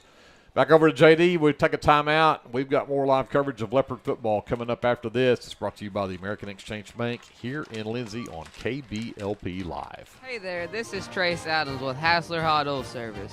We are family owned and operated with over 25 years experience. I am a 4th generation Lindsay Leopard, and we proudly support Lindsay Leopards and Leopardettes athletically and academically in all their endeavors. Call my dad, Greg Adams, at 405-756-6075 for all of your hot oiler needs. Again, that's 405-756-6075. Go Lindsay! Get your game day, or any day, off to a great start with Hot Mess Coffee at 213 South Main in Lindsay. Hot Mess Coffee Co. offers coffees, lattes, teas, and other tasty beverages, plus great food, too. Good luck to the Lindsay Leopards from Hot Mess Coffee Co. and Java House Realty at 213 South Main in Lindsay. Cade Babcock will tee it up. Well, he won't. He'll lay it on the ground for his squib kick for the Warriors. Taylor is back deep. It gets that far back. The last time I kicked it short right at Caven Hunter. I'm one of the front guys. But that's the deal with this kick. You don't know what to expect him to do with it. This one right up the middle of the field. And that one will be taken, I believe. It's Maverick Dodson. Dodson covers that one up, does a good job of securing the ball for the Leopards, and they'll have it Looks like we're going to spot it where? 37-yard line. Yeah, call it the 38. So Leopards have got 6:46 left to go here in the first half to try to get something going. Offense has been pretty stagnant so far. And, again, just you got to take your hat off to this Warrior defense, but the Leopards need to get something going. They're going to go to a two-back set this time, tight end right with a wide receiver either side. Cameron from the shotgun, 1st and 10, they're on 38. Run the option play. Pitch it back to Taylor. Taylor looking to pass it down the field, and he'll throw it way short. Had to throw that long before he was ready.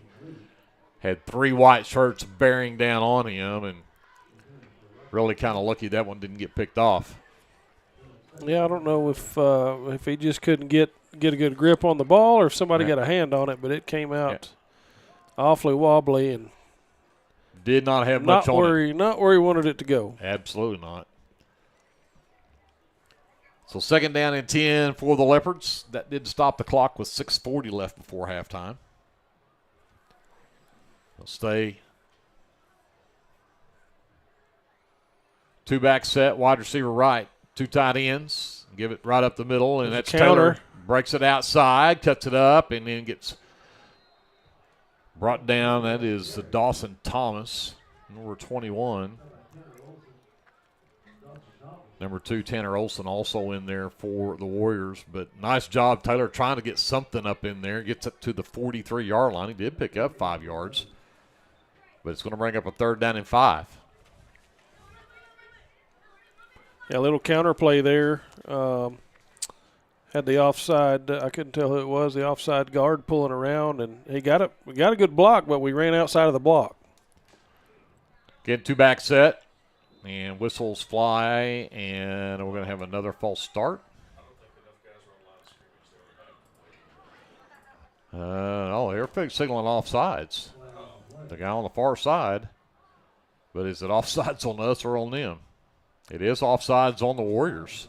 Yeah, there's a good break. We'll take that. Moves the ball out to the 48-yard line. Close to the first down. Should be enough for a first down. Yep, he signaled it.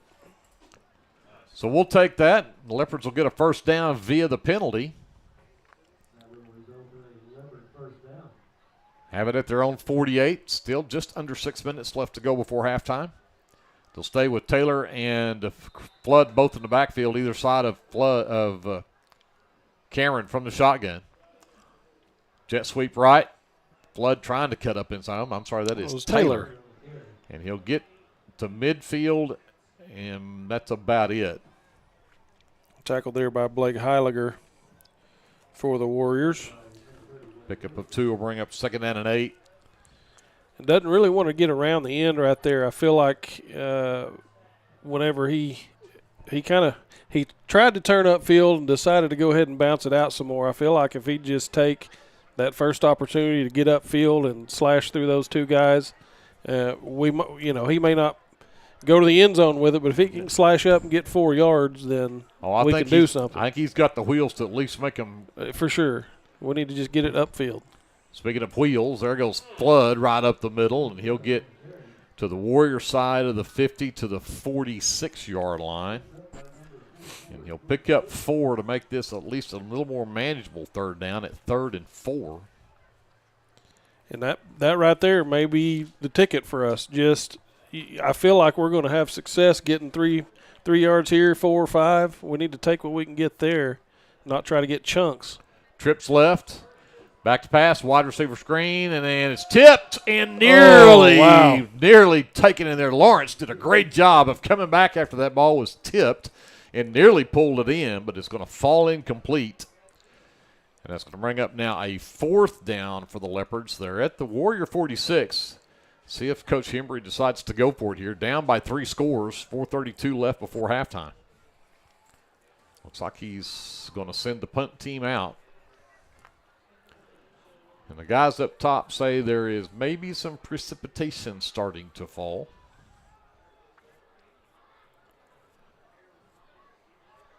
Again, nobody back deep for the Warriors. Cameron from his own 45. Straight up kick again. Let's see if he can get another big bounce out of it. This one not near as good, but down at the 23-yard line. So the Leopards once again had to punt it away. They've had the ball 4 times here in this first half, had an interception on their first possession after they took the ball away on the opening kickoff. And then they've punted the ball 3 times since then. Warriors with 4:22 left in the second quarter have at their own 23-yard line.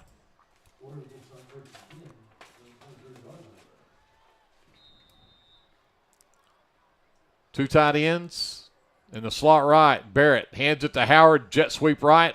Got a block, got upfield. He's at the 40 and brought down as he gets near the 43, 44-yard line. But again, you get those big tight end bodies moving out there along with the wide receivers blocking, and there's just too many white shirts out there and big holes for Howard to run through. He's all the way to the 43, picks up 20 yards. 1st and 10 Warriors. Trips left, single receiver right. Howard the lone setback. Barrett rolls left, looking to pass. He's got a man wide open, can't get there. The Leopards with the sack. And Keegan Gibson and Torres. Lost back to the 36-yard line is a loss of 7. It's going to bring up a 2nd down and 17.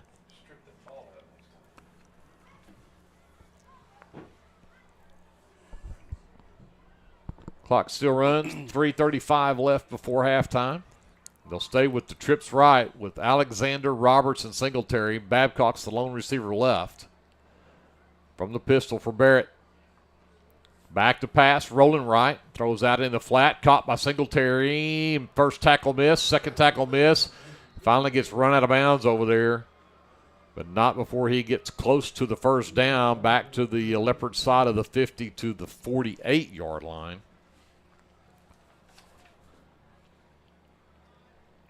About a yard short.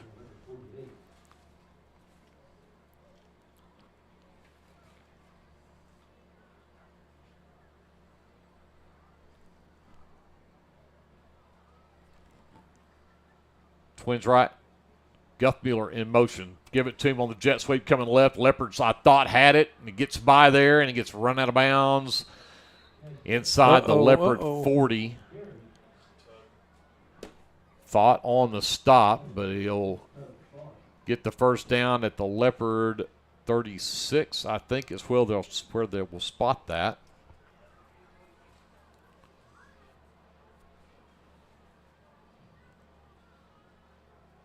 And, of course, the clock, they're saying that he was tackled in bounds. I guess the clock still runs. I don't know how that's possible. I don't either. The tackle's made 2 yards out of bounds. Howard right up the middle, gets stood up. There we go. Torres. Gets across the 35, though, down to the 34. And actually to the 32-yard line. Pick up a 4, 2nd down and 6.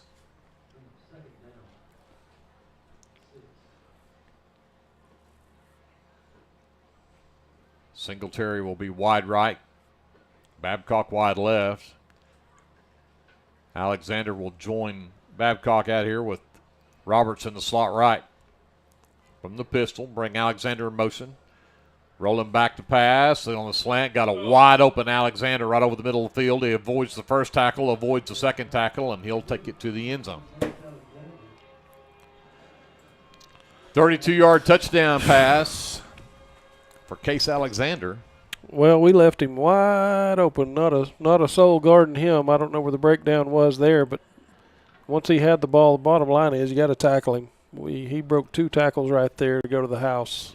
And you brought that up, that you've got to make the tackles. We've got to tackle well, and he broke a couple of tackles there. Yep. And Alexander takes it to the house. Tatum Wilk on for the extra point kick.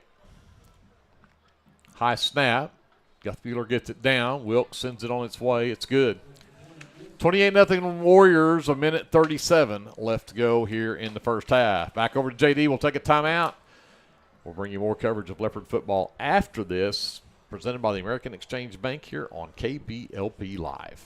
Jake's Shortstop offers gas, snacks, ice cream, pizza, subs, wings, and the coldest drinks in town. Everyone at Jake's Shortstop says good luck to the Lindsay Leopards this football season. For all your repurposed furniture and other treasure needs, check out Junkin' with Janet's booth at Backroads Boutique on Main Street in Lindsay. Mr. and Mrs. J would like to wish the Lindsay Leopards a great football season. Go Leopards! 1:37 left before halftime, and the Warriors have controlled this one from the very beginning. It's up 28-0 over the Leopards. Babcock again lays the ball down on its side to squib this one away. Leopards have done a good job of covering that.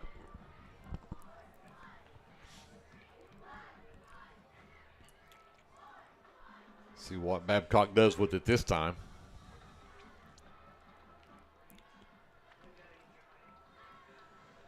And this one hit it in the direction of Dodson again, and once again he'll take a knee with it, and the Leopards will have it just shy of the 40-yard line. With 1:36 left to go. The Leopards will get the ball to start the third quarter. There's a positive. That's good. We haven't had a lot of other positives to talk about so far here in the first half. No, we haven't. We haven't indeed. We were moving the football on the last drive, and we've shown that we can gain some yards on these guys. See if we can just sustain it and get it all the way to the end zone. Bunch receivers left. Under center Cameron with Flood and Taylor in the backfield. Man in motion, McCulley, and the ball is loose, and let's see who got it.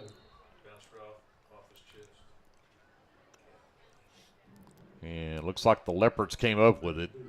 Well, we're fortunate there. But the clock's running here, and they'll lose 3 yards on that play. Back to the 37-yard line, so it's second down and 13.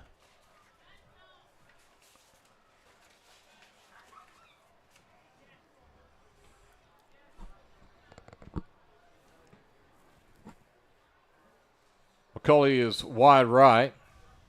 Lawrence is wide left. Torres lines up tight end right. Both backs with Flood and Taylor in the backfield with Cameron from the shotgun.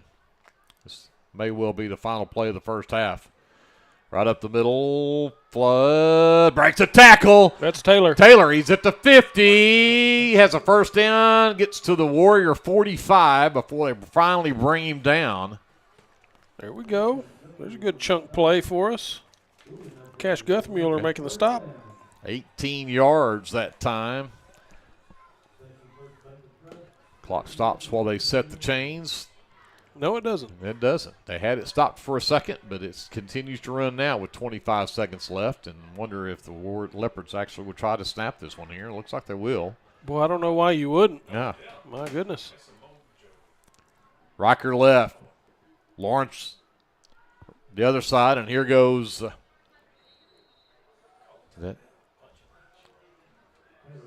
Taylor across the 40 to the 39-yard line, and that's going to be the final play of this first half. Well, I got to be honest with you, and I hate to ever second-guess the coaches, but I don't know why in the world you don't take a time out there and try to do something. Got nothing to lose. Got nothing to lose there. As it is, it's halftime. The Leopards head to the locker room down by 28 to the Washington Warriors. Again, number one in the state in the Class 1A. Leopards with some work to do here in the second half. We'll send it back over to JD. We're going to take a timeout. We'll put together our officially unofficial stats from the first half and be back with more from Burford Field after this on KBLP Live. American Exchange Bank, right here in Lindsay, is a locally owned and operated community bank that believes in just that. You, a community of fellow Leopards. We love our customers. We feel very grateful for each one. So if you are looking for a safe place to put your money, need help achieving that next dream project, or are simply looking for a different banking experience, give us a call at 405-756-3101. We look forward to serving you each day. Legacy Roofing is a family-owned and operated business that serves Lindsay, Oklahoma and surrounding areas. We specialize in getting your home back to its best. Whether it be annual wear and tear or storm damage, we don't just fix roofs, we take care of your home. Legacy Roofing, family-owned, community-focused, and always here for you. Call us today for a free estimate at 405-756-8855 and let us protect your home with the care it deserves. If you find yourself in Chickasha, Oklahoma, stop by Legends Pub House and Venue for lunch or supper. Legends also brings you some of the best concerts around. Everyone at Legends would like to wish the Lindsay Leopards good luck this football season. Go Leopards! Hey Lindsay community, my name is Christian Torres and I am the minister for the Lindsay Church of Christ. We would like to invite you to come and worship with us on Sundays at 10:45 a.m. and Wednesdays at 7 p.m. We're located at 1205 West Cherokee Street. Here at the Lindsay Church of Christ, you will find the truth of God's Word spoken in love and a group of people who love God and one another. Do you have a Bible question? Well, we have a Bible answer. Come and worship with us and be edified at the Lindsay Church of Christ. The Board of Directors, physicians, and employees of the Lindsay Municipal Hospital would like to take this time to recognize the Lindsay High School football team, the coaches, and players. Good luck, Leopards, from your fans at the Lindsay Municipal Hospital. And remember, if a medical emergency arises, call or visit the Lindsay Municipal Hospital, another Leopard supporter. Dr. Mike Beckman and all of his staff at 301 South Main Street in Lindsay would like to wish the Lindsay High School football team good luck this season. To schedule your next eye exam, call Dr. Beckman's office at 405-756-4414. Operating hours are from 8:30 a.m. to 5 p.m. Monday through Thursday and 8:30 to noon on Friday. Call 405-756-4414 or stop by at 301 South Main in Lindsay. Go Leopards from everybody at Dr. Mike Beckman's office.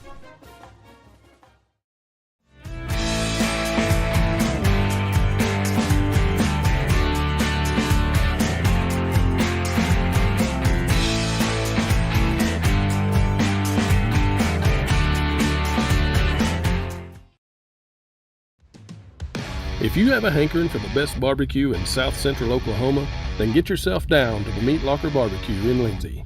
Every Monday, Thursday, and Friday, located just off of Highway 19, 106 Northwest 4th. At the Meat Locker, we work hard to bring you the most consistent, delicious, slow-smoked barbecue around at a price that won't break the bank. And don't forget, we cater too, and we'd love to do the cooking for your next event. So come see us or give us a call, 405-428-1198. And visit our new website at meatlockerbbqok.com for the latest Meat Locker merchandise. We're proud to sponsor this broadcast of Lindsay Leopard Athletics and want to wish all the students, faculty, and staff a successful year. Morris Motorsports in Chickasha, Oklahoma would like to wish the Lindsay Leopards the best of luck this football season. In our community, we believe in the power of unity and strength. Introducing the Pass Drug Free Coalition and a group of dedicated individuals committing to creating a drug-free environment. We work tirelessly to educate, empower, and support our community in the fight against drug abuse. Through preventions, programs, awareness campaigns, and partnership, we've made a significant impact. Join us in our mission to create a drug-free community together. We can make a difference. Visit our social media accounts or email us today to find out how you can get involved. Let's go Leopards and Leopardettes. This broadcast of Lindsay Leopard Football is brought to you by your friends at Physical Therapy Central, 301 East Cherokee Street in Lindsay. When you're ready to take that first step towards living a pain-free life, let Physical Therapy Central create a treatment plan just for you. Call 405-756-2324. Visit ptcentral.org or come by 301 East Cherokee in Lindsay. Good luck, Leopards, from Physical Therapy Central. At Rural Electric Cooperative, we're committed to providing electric power and opportunity to the many areas our members call home. That includes supporting youth programs that teach life skills and build character. With REC, you're more than a customer, you're a member owner. And that's why we're always working hard to provide you with the most dependable electric power possible. As a Touchstone Energy Cooperative, REC is dedicated to providing the best service possible and supporting the communities in our service area. Do you have your Oklahoma medical marijuana card, or do you need your card? Rusty's can help you with that. We are your local vape shop and dispensary with more than 6 years of service as a modern smoke shop. Rusty's is located 1 block north of Cherokee Street at 204 Northwest 4th Street in Lindsay, and half a mile east of I-35 at 2401 West Grant Street in Pauls Valley. Get your stash at Rusty's. S&H Tank Service is your choice for Lindsay-owned and operated vacuum truck service. S&H Tank Service's fleet is equipped with transports, bobtails, pump and kill trucks rated up to 10,000 psi, plus hot oil units, rock trailers, frac tanks, mud and shell haul-off pits, and soil farming. As Lindsay High School graduates, S&H is proud to support Lindsay schools and all of their student activities. S&H Tank Service would like to wish the Leopards and Leopardettes the best of luck in everything they do. Give S&H a call anytime, 24/7 at 405-756-3121. That's 405-756-3121. And remember, your phone starts our trucks. That's S&H Tank Service of Lindsay. The Shopper News Note isn't just another paper. The Shopper News Note is a weekly publication that arrives in your mailbox every Wednesday for free. The Shopper offers free Shopper Topper advertisements, as well as news notes and classifieds. And everyone at the Shopper wishes the Lindsay Leopards good luck this season. Go Leopards! Sooner Valve Repair in Lindsay would like to wish the Lindsay Leopards and Leopardettes all the best during this season. When in need of a valve repair, come by Sooner Valve Repair at 106 Southwest 9th Street in Lindsay, Oklahoma, or call 405-756-1599. Good luck, Leopards, from Sooner Valve Repair in Lindsay.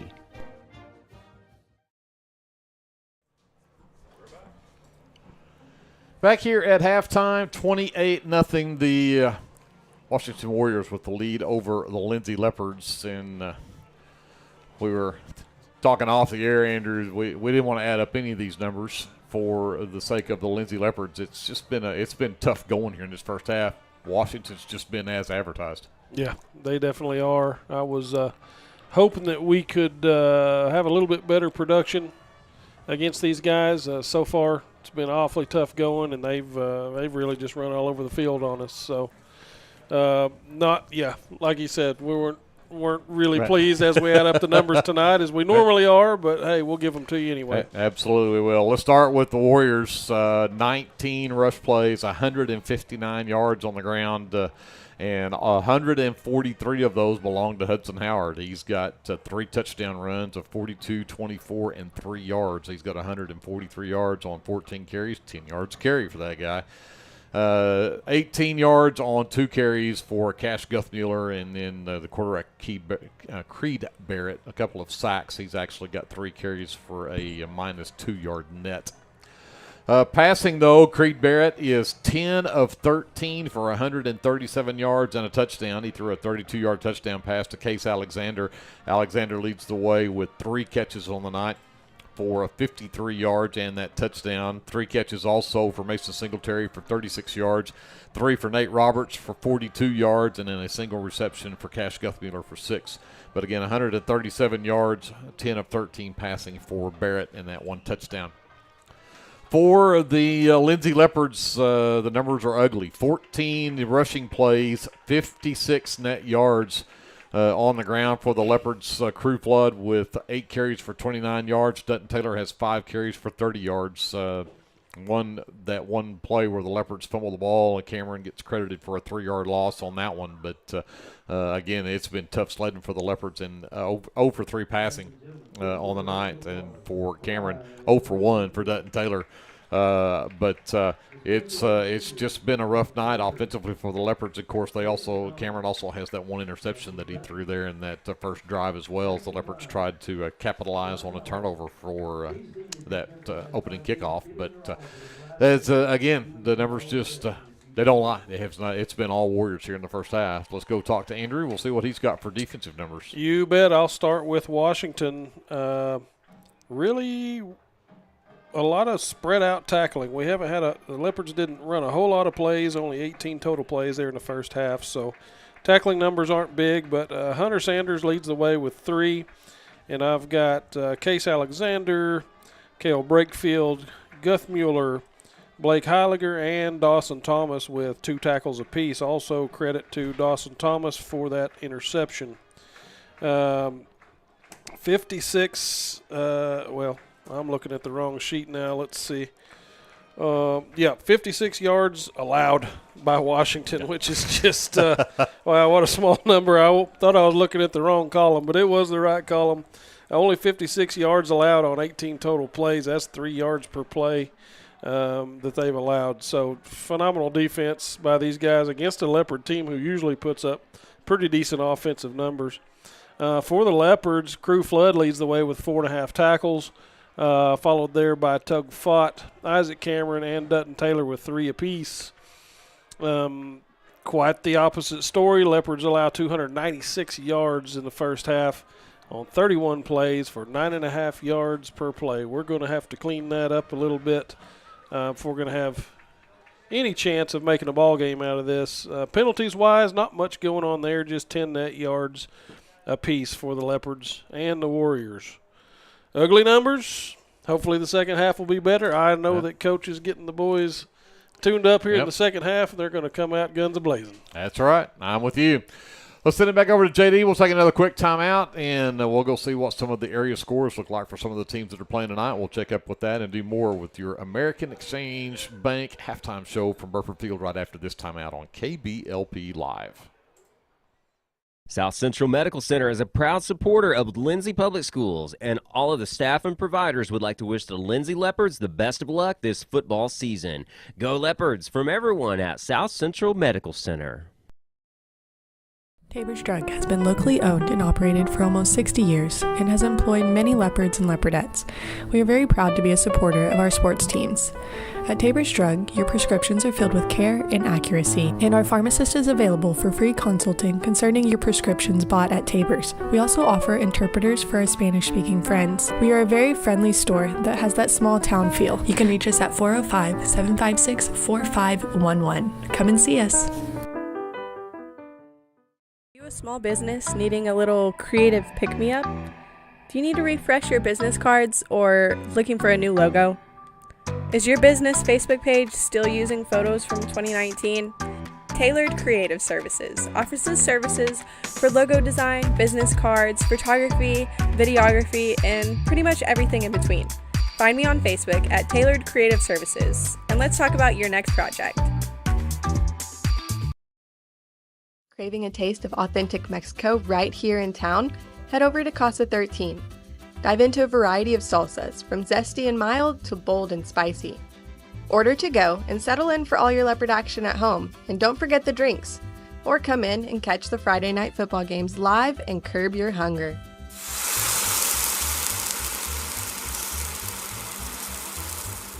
Late night watching leopard football? Let us cook breakfast for you. Now serving breakfast Saturdays and Sundays. Come see us at 110 Southeast 4th Street. Go Leopards! For all your construction needs, give Brad Taylor a call with B&S Construction at 1-405-428-0039. B&S Construction specializes in concrete pads, sidewalks, and metal buildings of all sizes. Call Brad today for a free estimate. The crew at B&S Construction would like to wish the Leopards a safe and successful season. Go Lindsay!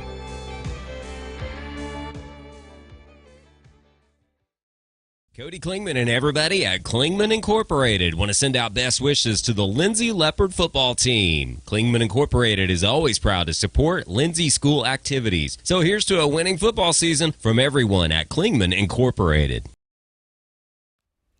For all your oil-filled electrical needs, call Michael Sharrock with SOS Electrical.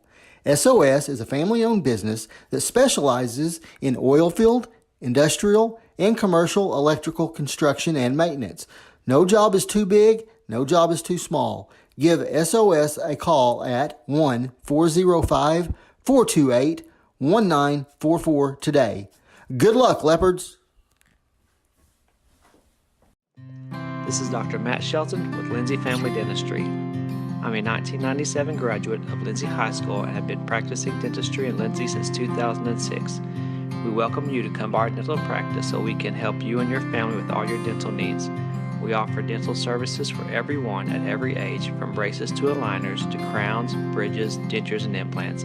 Give us a call today at 405-756-4093 or stop by at 102 Southwest 7th Street and let us give you the healthy, beautiful smile you've always dreamed of.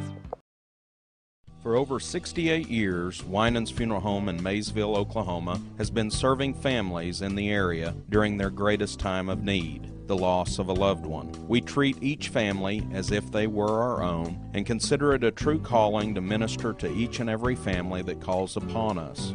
We don't take caring for your loved one and your family lightly. Your care is important to us. Call on us 24 hours a day, 7 days a week, where our staff can assist your family with immediate need with the loss of a loved one, pre-need arrangement planning, pre-need burial insurance, along with questions regarding funeral burial trust accounts, Veterans Administration, and Social Security benefits questions. Myself, John W. Williams, Teresa, and Claudia are well experienced in these areas and will be more than happy to assist you in any way we can. Winans Funeral Home in Maysville, where you are family. If you need local trash pickup with quality service at a fair price, call Red Dirt Waste Services today at 580-432-5697. Red Dirt Waste Services is locally owned and operated, offering household, residential, and light commercial trash pickup in Lindsay and surrounding areas, including Ellick, Bradley, Bray Doyle, Cox City, Elmore City, and Foster. Red Dirt Waste Services does household cleanouts too, and they offer 96-gallon poly carts and dumpsters. Bagged, loose, or heavy items, doesn't matter, they'll come get it. Red Dirt Waste Services even offers valet service, so you don't even have to take your trash to the curb. Schedule your weekly pickup today by calling 580-432-5697. Stop paying more than you have to for quality, dependable, and locally owned trash pickup. Call Red Dirt Waste Services at 580-432-5697. That's 580-432-5697. The team at Streamline Services contributes a great deal of their success to hard work, experience, and above all, a positive health and safety protocol. There is every reason they should be your next phone call for any of your oil and gas swabbing needs. Give Austin Smith a call today at 1-405-756-7763 to see how Streamline Services can help with your project while ensuring safety and professionalism without sacrificing quality work being done. Everyone at Streamline Services wishes the best of luck to everyone at Lindsay Public Schools this year. Go Leopards! Tonight's broadcast of Lindsay Leopard Football brought to you in part by the Super C Mart, your hometown grocery store, offering everything you need to feed the family, including fresh produce and choice meats. Good luck to the Lindsay Leopard football team from your fans at the Super C Mart. Are you tired of doing laundry? Give Sunshine Suds a call and let them do it for you. Sunshine Suds will wash and fold your clothes, and they also offer dry cleaning. Sunshine Suds also does quilting and alterations. Load up that laundry basket and head to Sunshine Suds, located at 107 Southwest 2nd Street in Lindsay, Oklahoma, or give them a call at 405-756-2850. BC Factoring and Finance is a local, family-owned finance company. We assist small businesses with flexible and creative financing solutions to meet their cash flow needs. Call us to discuss ways we can help free up your time to focus on building your business. Visit us online at bcfactoring.com or give us a call at 405-259-2104. Go, Lindsay! We're back here at halftime, just watching the teams get warmed up here, about ready to get the second half underway. Looking at some of our area teams that are playing tonight. It's, again, a number of schools decided to try to get this weekend before the rain all gets here. But number 4, Blanchard, out of Class 4A, hosting Chickasha tonight. Blanchard up 13-0 in the first quarter of that one at last report. Again, the Blanchard in that tough district up there with Tuttle. Tuttle probably has the number 1 spot tied up on that one. Blanchard should finish second in the district, and will probably host Clinton next week in their first round game. Weatherford is number 6 in the state. They're at Bridge Creek, but that game will be tomorrow night. That's our other area team out of 4A. Class 3A, this is a good one. Number 7, Pauls Valley at Purcell. 15-14 Pauls Valley at halftime. Whoa. And Purcell making that one a game. So Pauls Valley still has a chance to, should be in the playoffs, probably finish third if they win this one. If they lose it, could go to fourth in the district, but probably will be playing next week. Purcell pretty much out of the picture. They're just 1-5 and 3-6 on the season coming into this game, but playing like they've got nothing to lose over there. Then drop down to 2A. Dibble hosts number 7 Beggs tomorrow night. Dibble out of playoff contention. Marietta and Lexington also play tomorrow night. They're in Lexington. Marlowe is hosting Little Axe tonight, and it's 21-0 Marlowe in the first half of that ball game.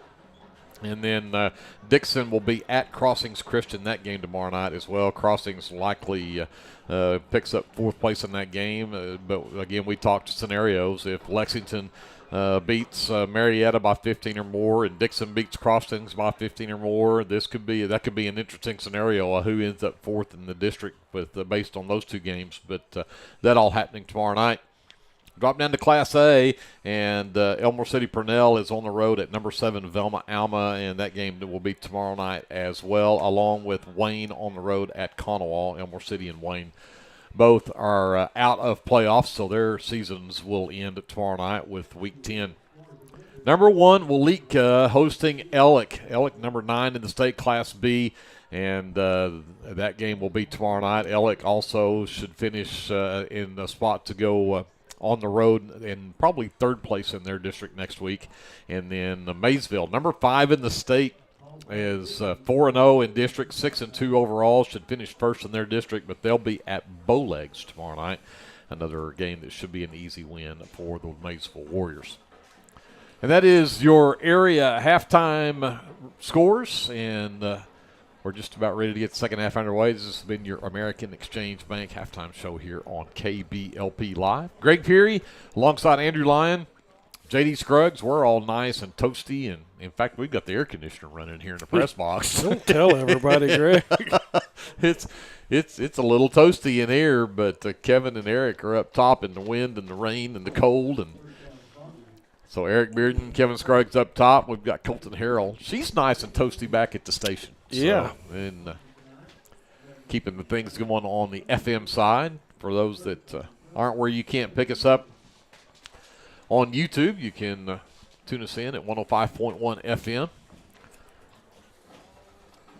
as we simulcast there. The Warriors will give it to the Leopards to start this second half, and Kate Babcock, again, will get ready to kick this one away. Dutton Taylor back deep. Babcock actually has a tee out there now, but he'll still lay it sideways on that tee.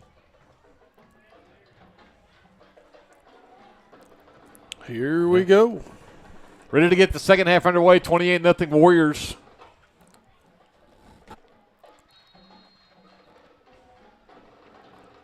And here we go. This one heads the other direction, bounces off of a Leopard, but fell on top of that. And again, that's the danger of that squib, is you have no idea where he's going to send it. But Will Lawrence was on that front line. Good hands for the receiver to cover that one up. He was, and that gets us good field position to start this half. Let's see if the Leopards can get something rolling. We went into the locker room after getting a pretty nice chunk play there.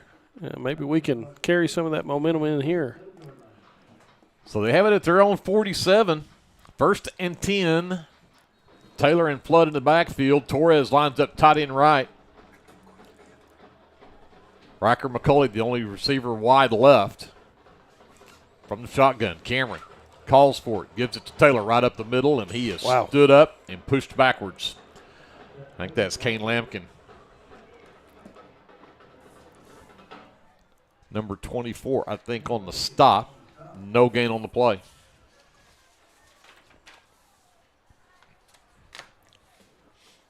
So 2nd and 10 for the Leopards.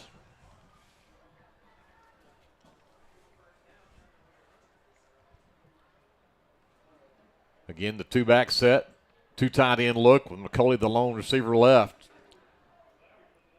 Cameron calls for it, right up the middle again for Taylor. And this time got a couple of yards before the pile gets pushed backwards. They'll give him the 50-yard line, so pick up of 3 that time for Taylor, but it's going to bring up a long 3rd and 7.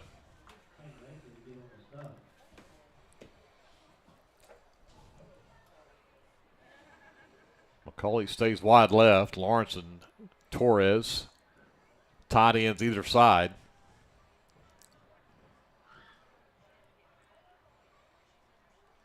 From the shotgun, 3rd and 7. Back to pass. Looking for the slant from McCauley and knocked down. Good defensive play out there by Tatum Wilk. McCauley could not come down with that slant, and it'll bring up a punting situation for the Leopards and go 3 and out on their initial possession of this second half. Well, tough going there. The pass right there looked to be a pretty good pass. Fairly open on the slant, just couldn't haul it in. Dawson Thomas is back deep for the Warriors this time as Cameron stands at his own 40 to punt it away. It's a low snap. High knuckleball, and it'll take a nice Leopard bounce, and then they'll down it at the 26-yard line. So the Warriors get their first possession of the second half with just 10:02 left to go here in the third quarter. And they'll have it. And looks like they're going to mark it right on the 25-yard line. So 1st and 10 Warriors.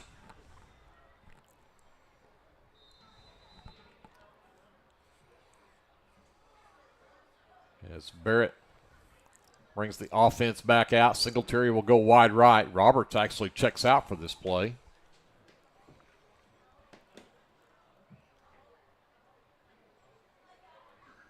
Barrett gives it to Howard. That is not Howard. My apologies. That is, I think, number 29. That is Lucas Witcher. And Witcher gets across the 30 to the 31-yard line, picks up 6 yards, bring up a 2nd down and 4. That appeared to be Eli Curry, number 4, on the stop for the Leopards.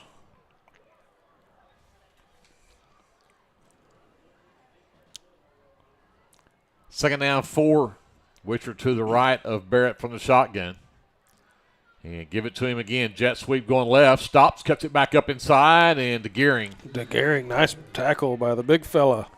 Tracking from the backside. Stops him for no gain at the 31. It's going to bring up a 3rd down and 4 for the Warriors. So we've got Scott Jones at a linebacker. We've now got Eli Curry at an outside linebacker. Let's see what other adjustments we have here. And in motion is the number 28, Josiah Dickerson. And looking in the back, trying to come up with something, and he's not. And we've got a Leopard down and hurt. Uh-oh. That looks like it may be Dennis. I would agree. And that was Eli Curry on the stop there once again. And that was Dickerson on that carry. Dennis is up, and he's running off. He's got a bit of a limp, but look like he may be healthy enough. Just in a little bit of pain. Loss of 2 on the play, back to the 29-yard line. Makes it a 4th down and 6, and the first punt of the game for the Warriors.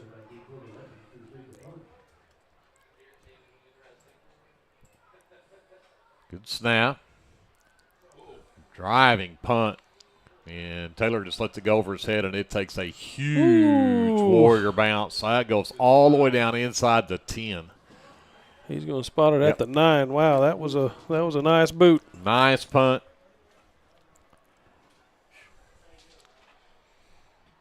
The Leopards have a long way to go. 91 yards from the end zone with 7:50 left to go here in the third. They still trail 28-0, but the Leopard defense got to stop that timeout. And I see DeGearing taking the field here on offense, so he was not significantly hurt, it appears. Number 5, Aiden Beck, is going to wide receiver right as he has checked into the game. Tug Fott also in the game. He's going to be over left with McCauley. So twins either side, single back set for Cameron. brings in motion. Hands it right up the middle and avoided one tackle as he cut back to the other side. I think that was Fought. Nope, that was Taylor. Shoestring tackle. If he'll turn his body around, yeah, that was 3. That was Case Alexander making that stop. And he's got a wingspan. Hard to get away from. Lost a yard on the play, 2nd and 11. Taylor stays in the backfield. McCulley and Beck are split right. Fought and McCulley are split left. Taylor moves over to the right side of Cameron from the shotgun. 2nd and 11. They're on 8. High snap, got it down. Taylor trying to get to the edge, cuts inside, gets whacked from behind, and we're going to get a flag. And that one will be because of probably a tackle up around the head. It was. Ricky Ramirez came flying in there, and I couldn't tell if he got a hand on the face mask, but it was. It sure appeared that he had hands around the face. And that's what they did call the personal foul face mask. So that'll give the Leopards 15 yards and a first down, move the ball out. And put it at the 23-yard line. So 1st and 10 Leopards. At least get out from underneath your own goalpost there. They'll go trips right. McCulley, the lone receiver, left. Rolling to his right. Cameron looking for the pass. Throws inside and right through the hands of his intended receiver. And I think that is Taylor. No, it's Fought. No, it was Fought. So bring up a 2nd down and 10. Leopards at their own 23-yard line. And Fought is going to check out. Torres is back in. McCulley will come left along with Lawrence. Beck, the lone receiver, right. Taylor in the backfield with Cameron. 2nd down and 10. Taylor looking right up the middle and some tough yards to the 25, and that's about it. Bring up a 3rd down and 8.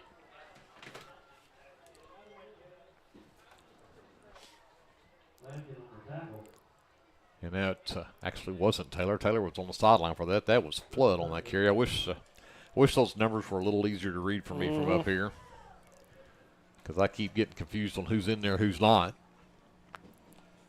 Taylor will check in. He'll stay wide left along with Lawrence. Beck will be the lone receiver wide right as Torres will set up in the slot right. Now Taylor moves into the backfield along with Flood and hand it to Taylor. And again, not much there. Might have gotten a yard to the 26. No, they're going to put it right at the 25. It's going to bring up a 4th and 8. The Leopards once again are going to have to punt the ball away. See what? That front defensive line for the Warriors is tough. They are indeed. Thomas back to receive this, stands at midfield. Cameron at his own 15 to punt it away. That one again, right up into that wind, and Thomas called for the fair catch, muffed it, and the Leopards say they got it. Let's see. And they do. The Leopards came up with the football. All right. I think that's Eli Curry that came up with it. And that was our longest offensive play of the night. Leopards are in business at the Warrior 46-yard line.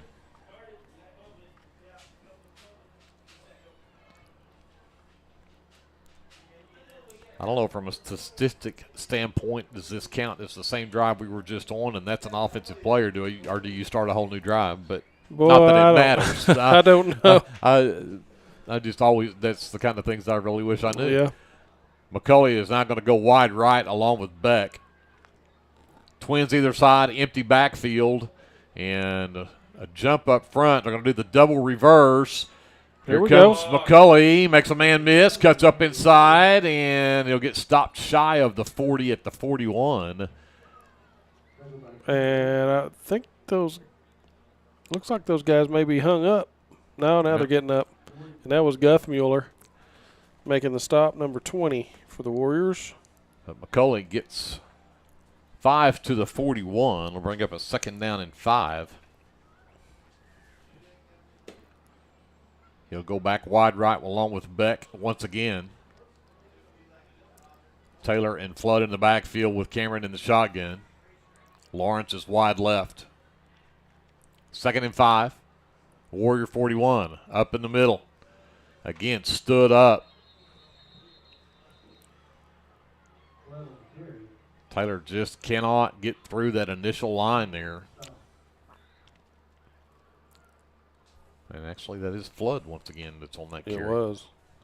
And Jordan Kilmer on the stop. Got a yard to the 40. It's going to bring up a 3rd down and 4.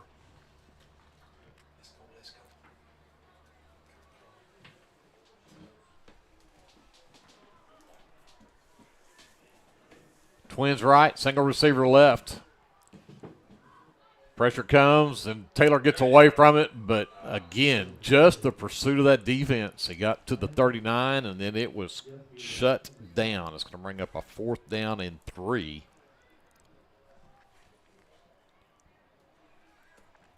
Yeah, this linebacking core for the Warriors, they just cover so much ground, man. Got to get a body on them somehow. So Leopards again will go 2 wide either side. The single back set this time. Tried the hard count and got a flinch, but apparently not enough to get across the line of scrimmage. Flood is the lone setback. He'll stand to the right now. We'll have a timeout call by the Leopards to save a possession because the play clock was running out on him. We have 1:52 left to go in the third. It's still 28-0 Washington. We'll come back after this. You're watching live coverage of Leopard football presented by the American Exchange Bank here on KBLP Live. El Unico Taco Truck is ready to curb your hunger. The traveling taco truck has locations in Lindsay and Blanchard and is available for catering services. You can contact El Unico to book your next event at 405-760-0821. El Unico enjoys supporting all of our Leopards with their Taco Tuesdays. Reach out to El Unico for your next event. Capturing all your special moments is such a blessing to me, from running down the ball field to walking down the aisle. Call or text Photography Blessings by Lacey for all your photography needs. 405-428-0305. Go Leopards and Leopardettes. Boris Motorsports in Chickasha, Oklahoma would like to wish the Lindsay Leopards the best of luck this football season. Back out of the timeout, the Leopards face a 4th and 3 at the Warrior 39-yard line. They're going to go for it here with twins either side. Flood the lone setback. Cameron has pressure, rolls, throws out in the flat, and cannot come up with it. And that was in the direction of Flood, who was out there coming out of the backfield and might have had a first down right there, but just could not come up with it. So now the Leopards will turn it over on downs and give it back to the Warriors with 1:49 left here in the third. Washington will have it at their own 39. I see Holden Thornburg checking in at the safety position there for the Leopards. Haven't seen him tonight. Some subs in for the Warriors. We'll try to get these to you as they run this. And at quarterback for the Warriors is number 7, Kinzer Scott. Scott the junior. And that was number 14, Caden McCarthy on the carry. Got to the 42-yard line, bring up a 2nd down and 7.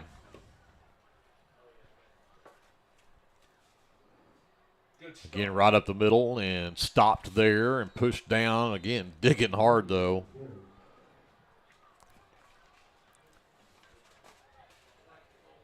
As McCarthy gets to the 45-yard line, picks up 3 more. Bring up a 3rd down and 4. Caleb Snow with the tackle there for the Leopards.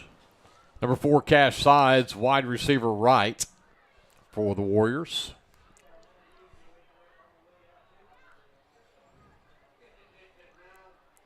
Scott from the pistol. Again, right up the middle. Big hole this time, and that is number 29, Lucas Witcher on the carry. And Witcher gets all the way to the Leopard 4 now. One guy says the 42. The guy across the way says the 40, and they're going to put it at the 40. 15 yards and a first down. Melvin McDonald saved a touchdown right there. Yep, that'll be the final play of the third quarter. 28-0 Warriors. We'll take a timeout. Flip sides of the field. We'll be back with the final stanza right after this. This is live coverage of Lindsay Leopard football presented by the American Exchange Bank on KBLP Live. American Exchange Bank, right here in Lindsay, is a locally owned and operated community bank that believes in just that, you, a community of fellow leopards. We love our customers. We feel very grateful for each one. So if you are looking for a safe place to put your money, need help achieving that next dream project, or are simply looking for a different banking experience, give us a call at 405-756-3101. We look forward to serving you each day. Member FDIC and Equal Housing Lender. Hughes Heat and Air is a family-owned business that serves Lindsay and surrounding areas. Hughes Heat and Air provides service for residential and commercial jobs, including simple repairs and new installations. Hugh and his crew take pride in providing professional, efficient, and reliable work at affordable rates. For your next heat and air project, give Hugh a call at 1-405-756-6399. Good luck, Lindsay. Start the fourth quarter with a 1st and 10 for the Warriors at the Leopard 40-yard line, and the handoff up the middle goes to number 28 that time is Josiah Dickerson. Dickerson gets to the 36-yard line, brings up a 2nd down and 6 as he picks up 4. Tackle made by number 73, Gabe Jordan, his first of the evening. Scott still has Dickerson in the backfield. Wide receiver either side, slot left. And they're going to hand it off in that Jackson Mays was in that slot, and he's got wheels, and he is dragging defenders. He's going to get all the way inside the 20, down to the 18-yard line. He'll pick up 18 yards and a first down. Jackson Mays, the freshman.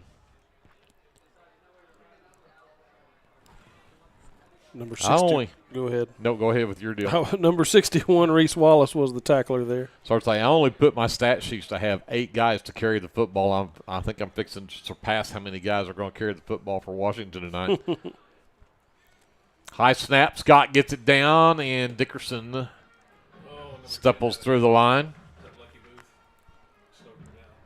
Got to the 10-yard line, picks up 8 more yards. Lucky Booth got the first hand on the running back there, finished off by number 20, Holden Thornburg. So 2nd and 2 at the 10. Number 22 is Mays, is going to go to the slot left.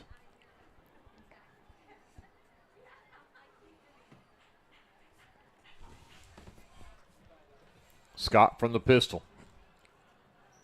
Right up the middle and bouncing off defenders. I believe that's Mays. Gets inside the 5 to the 4.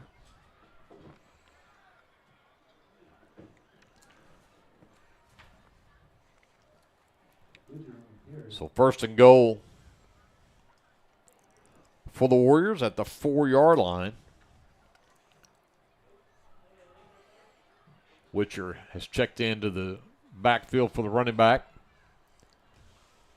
Give it to him. That is not Witcher. Yeah, maybe it is. And in for the touchdown, yes. Double check that was 29. I thought it was, and then after he went in, it looked like 25. But nope, that is 29. Lucas Witcher in for the 4-yard touchdown. Makes the score 34-0 Warriors. 9:29 left in the ball game.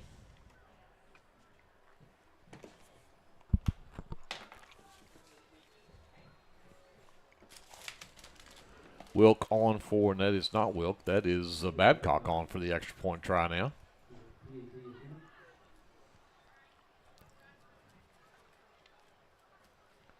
And that kick is up, and it is good. 35-0 Warriors. We've got 9:29 left in the ball game. We'll take a timeout. We'll come back to Burford Field after this. This is live coverage of Leopard football presented by the American Exchange Bank on KBLP Live. James Supplies has been serving the Lindsay community since 1946. We're your home for all your welding, cutting, and compressed gas needs. We offer name brands such as Lincoln, Miller, Victor, Hypertherm, and DeWalt. Open Monday through Friday, 7:30 to 5 here in Lindsay. We're located at 206 East Cherokee. James Supplies is happy to support our 2024 Lindsay Leopard football team. It's time for our coaches and players' sweat and hard work to pay off.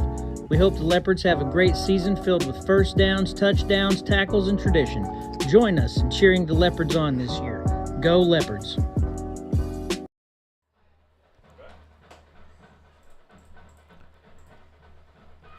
Back here to start, start the fourth quarter. Actually, Babcock's going to tee this one up this time for the Leopards to have a chance to return maybe. Taylor back deep.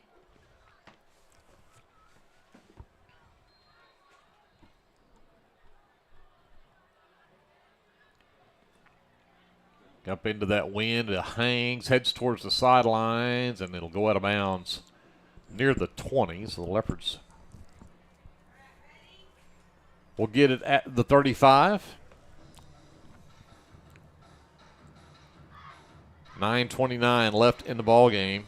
It's been all Warriors, which was, I think, what we all feared, knowing how good this Warrior team is, and at the same time was hoping that the Leopards might be able to get something going. And at times they have. There's been times that the run game has actually presented some stuff, but yep. It's just been in small bursts. Just hadn't been able to string the good ones together, enough of the good ones together to get across that goal line. It's been a rough evening. So second team offense in for the Leopards. We'll try to get these guys in for you as we go. Beck is in motion. And they're going to flip it to him in the jet sweep going left, and he might get a couple of yards there. Tug Fott is now your quarterback for the Leopards, number 6. And Beck will get credit for about 3 yards, looks like, out to the 38-yard line.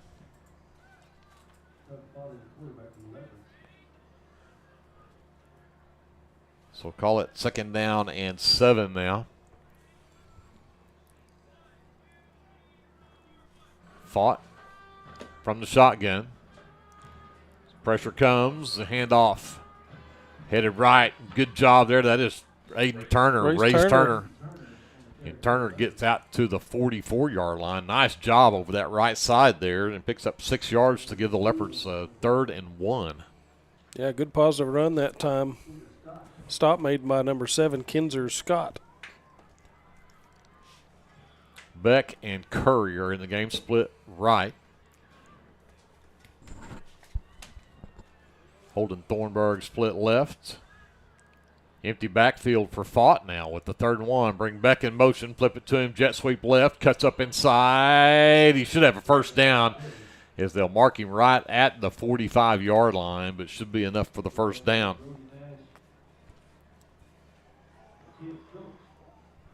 First and 10 Leopards. 7:45 left in the ball game. Number 76 checks in for the Leopards, and that is Wyatt Linton, the sophomore. Beck will split left over there along with Thornburg and Booth. Turner, the lone setback. Fought, calls his own number, cuts up inside, makes a man miss, and then gets swarmed under as he gets close to the 50. I think they'll mark him at the 49. So he'll pick up 4 to make it 2nd down and 6.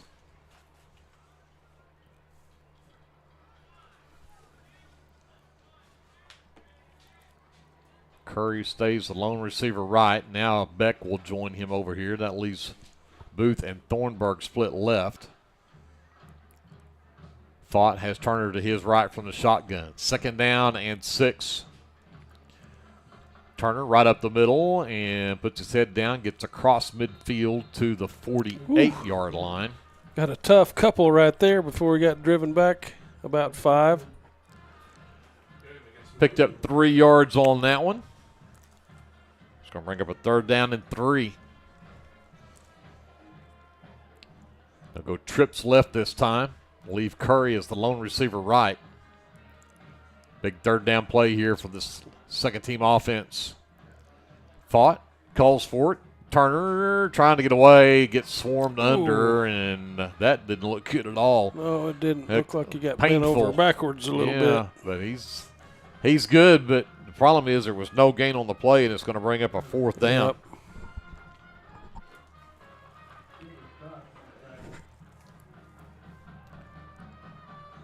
Looks like Beck will come to this side with Curry this time, leave Booth and Thornburg on that left side. Turner to the right of Fought from the shotgun this time. 4th and 3 at the Warrior 48.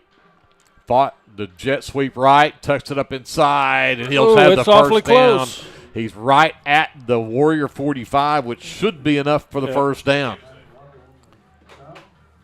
Good tough run in there from Tug Fought. Actually, they mark him at the 44.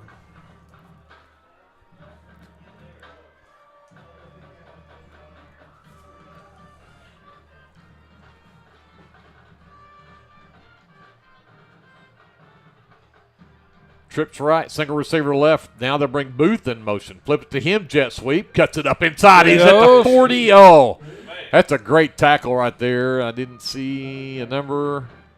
23 for the Warriors. Jax Mitchell. Tell you what, I really thought that Booth was gone there. Just about the time I said, there he goes, and he gets to the 39 and gets shut down, but he picked up 5 yards on it. Yeah, but Lucky does have speed, man. If he can get in the open field, he scored 2 or 3 touchdowns last year. Yes. As I recall. They'll stay trips right.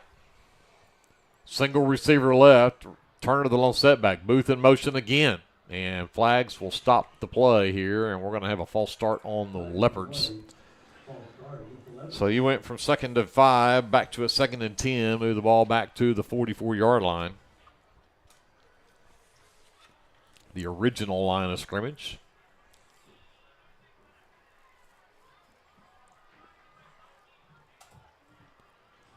So 2nd and 10 for the Leopards now. 4:30 left to go in the ball game. They trail 35-0. This is just to get these guys some reps now. Booth in motion again. This time they're going to give it to Turner. Turner with some speed. Breaks through, breaks tackles. He gets inside the 35. And they'll mark him at the 34-yard line. Nice little run there from Race Turner. 10 yards and another first down. You bet. Stopped there by Caden McCarthy, number 14. Leopards would love to take the final 4 minutes off this clock and put some points on the board, get that goose egg off of there. Yeah, for sure. That goose egg is ugly. Twins again either side for Fought. He'll bring Beck in motion this time, right to left. Give it again. Turner up the middle, steps through, gets past them. 30, dragging defender. Children, East Hill, all the way to the 25-yard line. Race Turner is just a beast right now. He's a tough little runner. Picked up 9 yards to give the Leopards a 2nd and 1 at the Warrior 25-yard line. Thornburg and Booth stay left. Beck and Curry stay right. Fought has Turner to his left in the shotgun, and now the 2 left receivers will go even more left. Bring Beck in motion, flip it to him, gets away from one defender in the backfield, and then gets spun around as he gets to the 25, and well, depending on the spot here, he may have another first down. Let's see.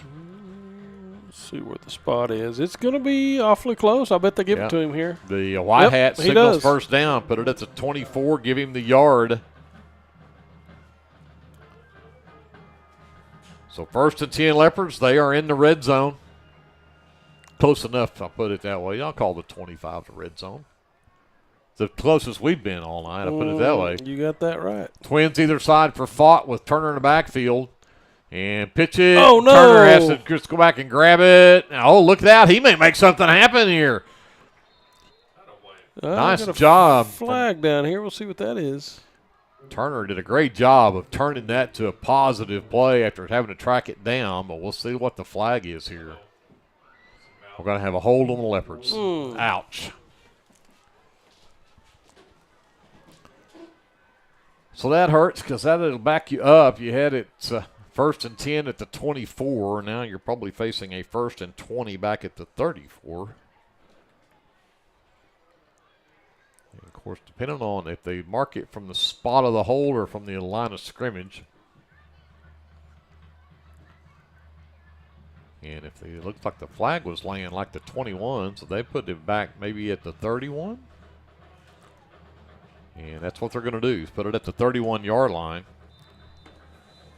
So 1st and 17.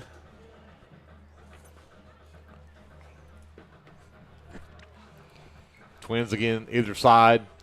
Thought brings Beck in motion right to left.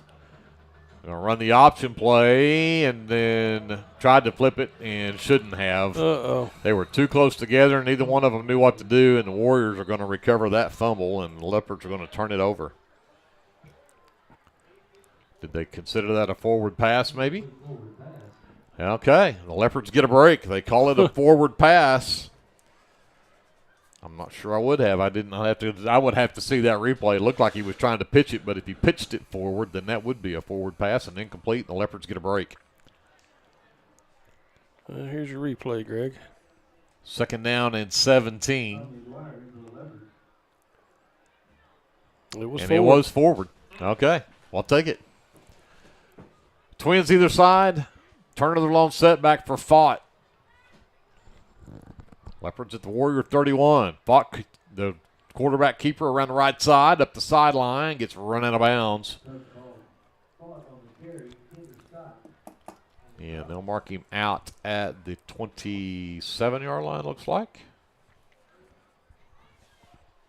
That was Kinzer Scott on the stop. It's going to bring up a 3rd and long here. 3rd and about 12. More like 13. Trips left.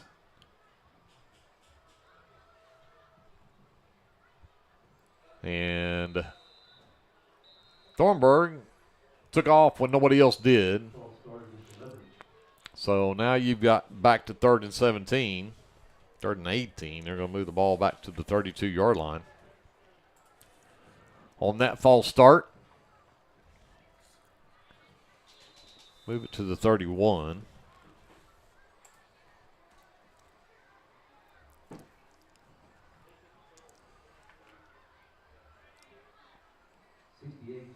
Back to Twins, either side for Fott. Turner in the backfield. Turner right up the middle, breaks a tackle, still puts his head down, pushes the pile to the 25, maybe the 26-yard line. He would have picked up about 5 there. So now your 4th down is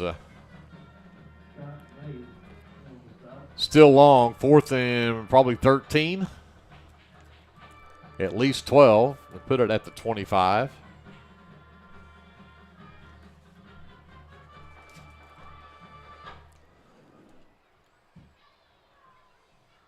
Got Booth right off the end there, hoping to catch somebody sleeping, but nothing doing. Booth with the reception, but it is a very short one to the 22-yard line. Only picked up 3, and the Leopards are going to turn it over on downs. That was the 17th play of that drive, and it took us all the way down to just 43 seconds left in the game. So I guess the offense did what they really needed to do, is kind of took the game away from the Warriors, but we're going to have a timeout on the field with 43 seconds left. And the Warriors really probably just one snap away, maybe just take a knee and call it a game, maybe. We'll see what they decide to do here. But we'll well, if they wanted to take a knee, we would have just let the clock run. Yeah. So it is not a timeout. They just huddled on the sideline. So back out on there at quarterback is Kinzer Scott. Dickerson in the backfield. Leopard defense needs to come up with about one more stop here, probably, to get this one in the books. And they will take a knee. Scott takes the knee, and that'll do it. 35-0. The Warriors continue their undefeated season as they are now 10-0.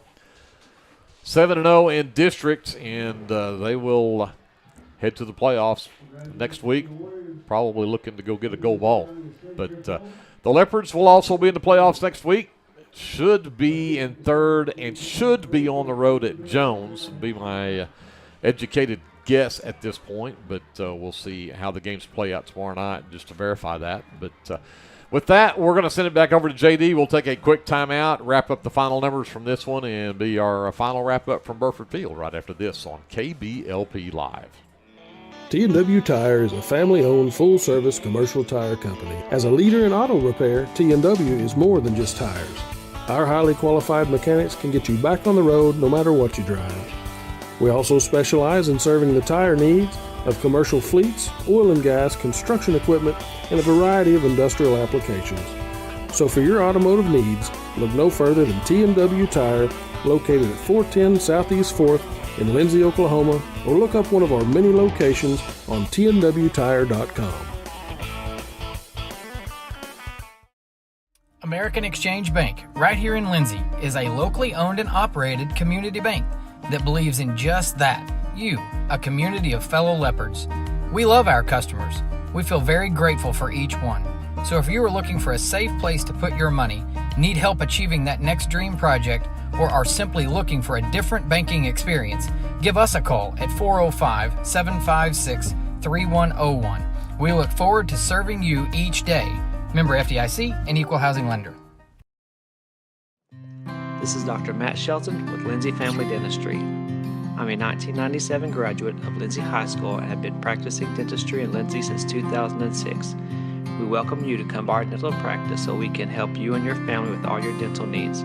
We offer dental services for everyone at every age, from braces to aligners to crowns, bridges, dentures, and implants.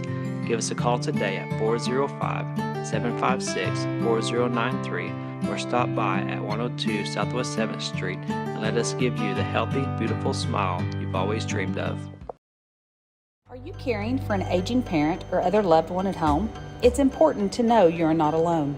Hi, this is Connie Upton with Abiding Home Health. The people we serve have a variety of needs, of acute illnesses to individuals who require health care assistance to live independently at home. Our goal is to make a difference in the short and long-term care of each patient. For more information, visit us online at abidinghomehealth.com. Abiding Home Health, creating personal, positive changes and transformations. If you have a hankering for the best barbecue in South Central Oklahoma, then get yourself down to the Meat Locker Barbecue in Lindsay. Every Monday, Thursday, and Friday, located just off of Highway 19, 106 Northwest 4th. At the Meat Locker, we work hard to bring you the most consistent, delicious, slow-smoked barbecue around at a price that won't break the bank. And don't forget, we cater too, and we'd love to do the cooking for your next event. So come see us or give us a call at 405-428-1198 and visit our new website at meatlockerbbqok.com for the latest Meat Locker merchandise. We're proud to sponsor this broadcast of Lindsay Leopard Athletics and want to wish all the students, faculty, and staff a successful year. Morris Motorsports in Chickasha, Oklahoma would like to wish the Lindsay Leopards the best of luck this football season. We're back here to wrap up the final regular season game for the Lindsay Leopards. They will finish the season 6-4. And, of course, we'll head to the playoffs next week as they will finish 4-4 in district play. I believe if numbers are correct there. And that will be Leopards will head to playoffs again. I think we'll probably end up in Jones next week. But the Leopards, Leopards 5-2. I was thinking down further down the road. So 5-2 district play, 6-4 overall. And again, Washington finishes the season, regular season, undefeated, 10-0, 7-0 in district. So looking at the final numbers for the Washington Warriors, get the right sheet in front of me here. 224 yards on the ground on 29 rush plays for the Warriors, as they were led, of course, by Hudson Howard. He still had 143 yards from the first half. Did not see any of these starters there in the second half, but 143 yards on the ground from Howard. So they really spread it from there, but had some guys come in there in the second half. Had Lucas Witcher came in. He had 3 rushes, 25 yards. He had the only touchdown there in the second half. And then had 24 yards on a couple of carries from Jackson Mays as well in there. But passing 137 through the air, 10 of 13 is what Creed Barrett was. That was all in the first half. For the Lindsay Leopards, they do finally finish the game over 100 rushing on the ground, 129 on 36 carries, and led by Ray's Turner came in 6 carries, 34 yards there in the second half, 10 carries for 32 yards for a Crew Flood, 11 carries for 33 yards for Dutton Taylor to lead the way. Aiden Beck had 4 carries for 10 yards. Tug Fott had 3 carries for 12 yards, and Rocker McCulley had a carry in there for 5 yards as well. And the Leopards did not complete a pass tonight. They were 0 for 5 passing the football, so did not complete a pass. Over to Andrew. We'll talk some of the defensive numbers. Sure. Real quickly, I'll start with Washington. Leading tacklers for the Warriors, Cash Guthmuller and Lane Limpkin, each with 4 tackles apiece, followed by Case Alexander, Cale Brakefield with 3 apiece, and Hunter Sanders. And let's see, late in the game, number 7, Kinzer Scott wound up with 3 as well. Of course, the interception in the first half from Dawson Thomas is noteworthy. They held the Leopards to only 129 yards, all of that on the ground. 0 passing yards, uncharacteristic for the Leopards. And that is, 45 total plays, 2.9 plays. Goodness gracious, I can't talk. 2.9 yards per play is all that the Warriors allowed. So pretty tough deal for the Leopards. Good defense by the Warriors as expected. Going over to Lindsay. Crew Flood, leading tackler on the night with 4.5 tackles. Followed closely behind by Tug Fott, Isaac Cameron, and Dutton Taylor, each recording 3. The Leopards not doing very well on defense tonight, allowing the Warriors 361 yards and 8.8 yards per play on those 41 plays that the Warriors ran. So about the worst defensive night the Leopards have had this season. I hope they can go use what they learned tonight, apply that to next week. I'm sure next week's going to be a tough one as well. But, there's no reason to believe that we can't go, make a ball game at Jones next week if that's how it goes. Yeah, absolutely.